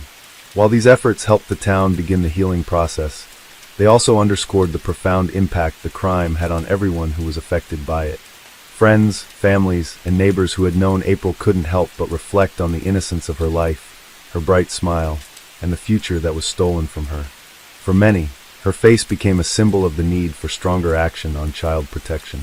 The case also led to a wider conversation about the role of social media in cases of child abduction. In the days following April's disappearance, social media played a pivotal role in spreading awareness and encouraging people to help with the search. But it also raised concerns about the ethical implications of media coverage and the need for responsible reporting. The impact of sensationalizing a child's disappearance or crime was something that professionals and advocates in the field began to consider more carefully. Striking a balance between raising awareness and respecting the privacy of grieving families became a critical issue. As time passed, and the memory of April continued to inspire those who worked for change, the case served as a painful reminder of the vulnerability of children. The tragedy of April Jones's death was one of the most heart-wrenching moments in the history of child abduction cases in the UK, but her legacy lived on in the efforts to protect future generations from experiencing the same fate. April's story, though one of sorrow, was also one of resilience and action. The public response to her murder sparked changes in the way society viewed child protection and the systems in place to prevent such crimes. Mark Bridger's conviction, while offering a sense of justice, could never undo the devastation he caused. The grief of a mother who lost her daughter, a father whose dreams for his child were cut short, and a community that was shaken to its core would never fully disappear. But through their efforts to honor April's memory, the Jones family gave the world something lasting, a commitment to making the world a safer place for children, and a powerful reminder that the fight for justice doesn't end with a conviction, but continues through advocacy, awareness, and action. Story 12. Mark Bridger, a 46-year-old former slaughterhouse worker from Machynlleth, Wales, had been living a quiet life in a small, remote cottage. He had a troubling history, marked by alcohol abuse and a reputation for inappropriate behavior, though nothing that would have raised alarm bells in the community. His past included brief investigations for incidents that hinted at unsettling tendencies, but there was nothing that could have predicted the horrific crime he would commit in 2012. On October 1, 2012, Bridger's life would intersect with that of 5-year-old April Jones, whose abduction and murder would later shock not only their small town, but the entire United Kingdom. April, a cheerful and curious little girl, had been playing outside her home in Machynlleth, a peaceful Welsh town where the streets were usually safe and the community was tight-knit. As dusk fell that evening, April told her mother, Coral, that she would be playing with friends and would return soon. It was the last time Coral would see her daughter alive. When April failed to come home that night, Coral began to worry. The minutes turned into hours, and a sense of panic began to set in. Coral, along with neighbors and friends, immediately began searching the nearby areas, calling out for April, hoping she would come running back. The night grew colder, and with each passing minute, their concern deepened. By the time Coral contacted the police, it was clear that something was terribly wrong. A search effort was launched, involving local police, volunteers, and even helicopters, but no trace of April was found. The following days were a blur of frustration and anguish. Police combed the area for clues, speaking to witnesses and reviewing any available evidence. But the investigation would take an unexpected turn on October 2nd, when Mark Bridger was arrested. He had been seen in the area on the night of April's disappearance, and his name quickly surfaced as a person of interest. Initially, authorities had no solid evidence linking him to the crime, but there were enough troubling details to raise suspicion. Bridger, though initially cooperative, became a key focus of the investigation after police discovered troubling signs of his involvement. Forensic teams found traces of April's blood in his car, which further cemented his connection to the crime. It became clear that Bridger had not just kidnapped April, but had planned her abduction with chilling precision. The details of what happened that night began to emerge as police pieced together the timeline. Bridger, after his arrest, would later admit to abducting April. His confession, however, was fragmented and full of contradictions. He claimed that he had not intended to harm her, but the evidence against him painted a very different picture. After abducting her, he took her back to his home, where he kept her for several hours before ultimately taking her life. Bridger's actions were cold and calculated, and his attempts to cover up the crime, by burning clothing and washing his car, showed that he was fully aware of the horror he had committed. When the police finally searched Bridger's home, they found additional evidence linking him to the crime. His home was filled with disturbing items, some of which were connected to previous inappropriate behavior. Though he had no criminal record for child offenses, the evidence suggested a long-standing pattern of predatory tendencies. As investigators continued their search, they uncovered even more chilling details about Bridger's actions that night. On October 5th, the search for April took a tragic turn. Bridger led police to an area where they discovered human remains, and forensic tests later confirmed that the remains belonged to April Jones. The discovery sealed the case against Bridger, and it became clear that April had not only been kidnapped but murdered in the most heinous way. The details of April's death were heartbreaking. Her family was left devastated by the loss, and the small town of Mackinac, where such horrors seemed unimaginable, was left reeling. The arrest of Mark Bridger and the subsequent discovery of April's remains turned the focus of the case from a missing person search to a murder investigation, leaving the entire nation grappling with the brutality of the crime. As the investigation continued, the depth of Mark Bridger's chilling actions began to unfold in the courtroom and in the media. The trial, which began in early 2013, was a harrowing and emotional experience for April's family and the small community of Mackinac, which had been forever scarred by the tragedy. Bridger's behavior in the aftermath of April's disappearance was nothing short of unsettling. The day after he abducted April, he went about his business as if nothing had happened. He cleaned his car and disposed of the clothes he had worn during the abduction. But despite his attempts to erase the evidence, forensic investigators were able to piece together the disturbing chain of events. Traces of April's blood were found in his car, and further examination revealed that the blood was consistent with her DNA. One of the most shocking aspects of the investigation was Bridger's behavior during his initial interview with the police. At first, he denied any involvement in April's disappearance, insisting that he had no idea where she was. But as the evidence mounted against him, he became more defensive and evasive. The police quickly saw through his lies and inconsistencies. Bridger eventually admitted to abducting April, but his account of the events was erratic and confusing. He claimed that he had not meant to harm her, but failed to provide a coherent explanation of why he had taken her in the first place. The prosecution's case against Bridger was compelling and disturbing. They presented the evidence that proved he had abducted April with premeditation. It became clear that he had been watching her that evening, waiting for the perfect opportunity to strike. Surveillance footage showed Bridger driving through the town just before April went missing. He had seen her outside her house and had taken the opportunity to kidnap her. It was a cold and calculated act, and the evidence pointed to a man who had a disturbing disregard for the life of a young child. In the days following the abduction, Bridger's actions showed a complete lack of remorse. Not only had he abducted and murdered April, but he had also gone to great lengths to cover his tracks. He destroyed evidence, including clothes and other items that could have been linked to the crime. The prosecution painted a picture of a man who had no empathy for his victim, who had deliberately tried to erase the evidence in order to avoid being caught. The details of the murder were deeply disturbing. It was clear that Bridger had not acted out of panic or fear. His actions were deliberate and methodical. After taking April to his home, he kept her for several hours before ultimately killing her. The exact details of how he murdered April remained unclear, but forensic evidence indicated that he had used a blunt object. The autopsy confirmed that she had died from severe head injuries, and her body had been disposed of in an area near Bridger's home. As the case progressed, Bridger's defense team attempted to argue that he was suffering from a mental disorder that had led him to act impulsively. They suggested that his alcohol abuse and history of mental health issues had clouded his judgment and caused him to commit the crime. However, this defense was rejected by the prosecution and the jury. The evidence against Bridger was overwhelming. His calculated actions before, during, and after the crime indicated that he had been fully aware of what he was doing and had planned the abduction with chilling precision. The most emotional moments of the trial came when April's family took the stand.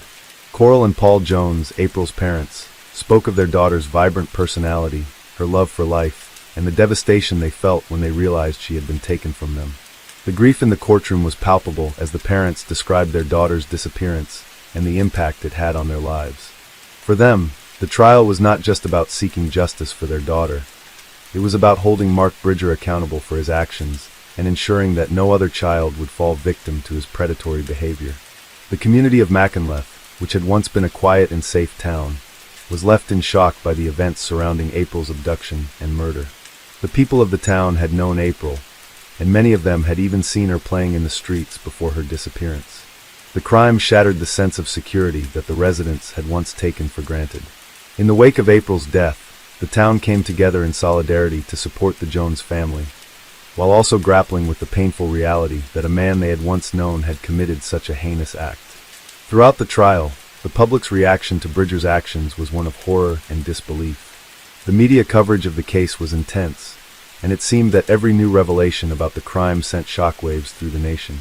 People were stunned by the brutality of the murder, as well as the cold-hearted way in which Bridger had tried to cover up his crime. The case sparked widespread discussions about child safety and the need for stronger measures to protect children from predators. As the trial neared its conclusion, the jury was tasked with determining Bridger's fate. The evidence against him was irrefutable, and the public and media were united in their call for justice for April. The verdict came on May 30th, 2013. Mark Bridger was found guilty of the murder, abduction, and sexual assault of April Jones. The sentence was life imprisonment without the possibility of parole, ensuring that Bridger would never be free again. While the verdict provided a sense of justice, it did little to ease the pain of April's family. No sentence could ever bring their daughter back or erase the trauma that had been inflicted on them. For Coral and Paul, the loss of their beloved daughter was something that they would carry with them for the rest of their lives. But in the aftermath of the trial, they found solace in knowing that their daughter's memory would live on through their efforts to prevent other families from experiencing the same heartache. In the years that followed, the case of April Jones remained a painful reminder of the dangers that children face in an increasingly dangerous world. Mark Bridger's cold-blooded actions would never be forgotten, and his conviction sent a clear message to others who might consider harming innocent children. The legacy of April Jones lived on in the work of her family, who continued to advocate for stronger child protection laws and greater awareness of the risks children face every day. The aftermath of the trial and Mark Bridger's conviction had a far-reaching impact that rippled through both the local community and the broader UK. April's murder was a turning point for discussions on child safety and highlighted several serious issues that had previously been overlooked or underestimated. The case forced the government, child protection agencies, and local communities to reassess how they handled potential risks to children and how effective current systems were at identifying and dealing with dangerous individuals. For the Jones family, the emotional toll of the trial was profound. The pain of losing April could never be erased, and despite the conviction, they continued to grapple with the void left by her absence. Coral and Paul Jones, though devastated, channeled their grief into efforts that would honor their daughter's memory and hopefully protect other families from experiencing the same tragedy. They became staunch advocates for children's safety, speaking out about the gaps in child protection services and pushing for stronger legal safeguards. Their advocacy became a beacon of hope for those seeking justice for their own children and for ensuring that such a tragedy would never happen again. One of the key areas that the Jones family focused on was improving the monitoring of individuals who had previously been investigated for inappropriate behavior, especially those like Mark Bridger, who had a history of concerning actions, but had not been convicted of any serious crime. Bridger's background had included a history of troubling behavior, including previous allegations of misconduct, and the fact that he had been known to drink heavily. However, he had never been flagged as a dangerous individual, and this failure to identify potential risks ultimately allowed him to slip through the cracks. The Jones family pushed for a system that would have flagged people like Bridger and ensured that they were closely monitored, particularly when it came to interactions with children. In addition to their work in child protection, the Jones family worked with lawmakers to strengthen laws related to child abduction and sexual offenses.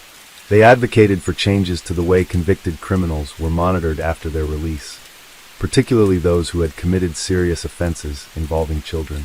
While Bridger was sentenced to life imprisonment without the possibility of parole, his actions raised serious questions about how individuals with a history of predatory behavior could be better scrutinized and prevented from reoffending. The family's work in this area was instrumental in the implementation of stricter monitoring systems and laws designed to reduce the risk of repeat offenses. As the years passed, the memory of April Jones continued to shape the national conversation about child protection. Her case served as a stark reminder of how quickly a child's life could be taken, even in seemingly safe communities. The horrific nature of Bridger's crime served as a wake-up call, forcing lawmakers, law enforcement, and child advocacy organizations to reevaluate the ways in which they could protect children from the predators that lurked in their communities. The case also drew attention to the importance of early intervention and prevention when it came to individuals who exhibited troubling behavior. Many experts believed that earlier intervention in cases like Bridger's could have potentially prevented the tragedy that unfolded. In the media, April's story was continually shared, not just as a tragic tale of a young life cut short, but as a catalyst for change. News outlets followed the legal proceedings closely, but also used the case as an opportunity to spotlight issues of child safety and the importance of community involvement. Public awareness campaigns aimed at educating parents and caregivers about the dangers of abduction were launched, and numerous child advocacy organizations raised awareness about the need for stronger protections. Despite the years that passed, the pain of April's death never fully left Mackinac. The small town, which had once been known for its quiet streets and tight-knit community, was forever changed by the events of October 1st, 2012. Locals spoke of how the loss of April had altered the way they viewed the world around them. People were more vigilant, more cautious, and more concerned about the safety of their children. It was a town that, in many ways, had lost its innocence and had to come to terms with the harsh reality that even the safest communities could be affected by horrific crimes. The town's resilience was evident in the way that residents supported one another through the tragedy. Memorials and tributes were held in April's honor, with people from all over the UK coming to pay their respects to the young girl whose life had been stolen so cruelly. Her family's grief was shared by many, and the strength of the community during such a dark time was a testament to the bonds that held them together. Though the trial had ended, and the justice system had acted to ensure Mark Bridger would never walk free again, the legacy of April Jones's case continued to shape the conversations around child safety. Laws were amended, preventative measures were introduced, and greater awareness was raised. But for Coral and Paul Jones, the battle was personal. Their advocacy and their unwavering commitment to keeping children safe became a driving force in their lives. They continued to work tirelessly, not just to honor April's memory, but to ensure that no other parent would have to endure the same unbearable grief. The story of April Jones is one of unimaginable loss, but it is also a story of strength, resilience, and the fight for justice. Mark Bridger's conviction and his eventual sentence were just the beginning. The legacy of April's life and death lives on in the work that her family and the community continue to do. They will never forget her, and they will never stop fighting to ensure that other children are protected from the horrors that claimed her life.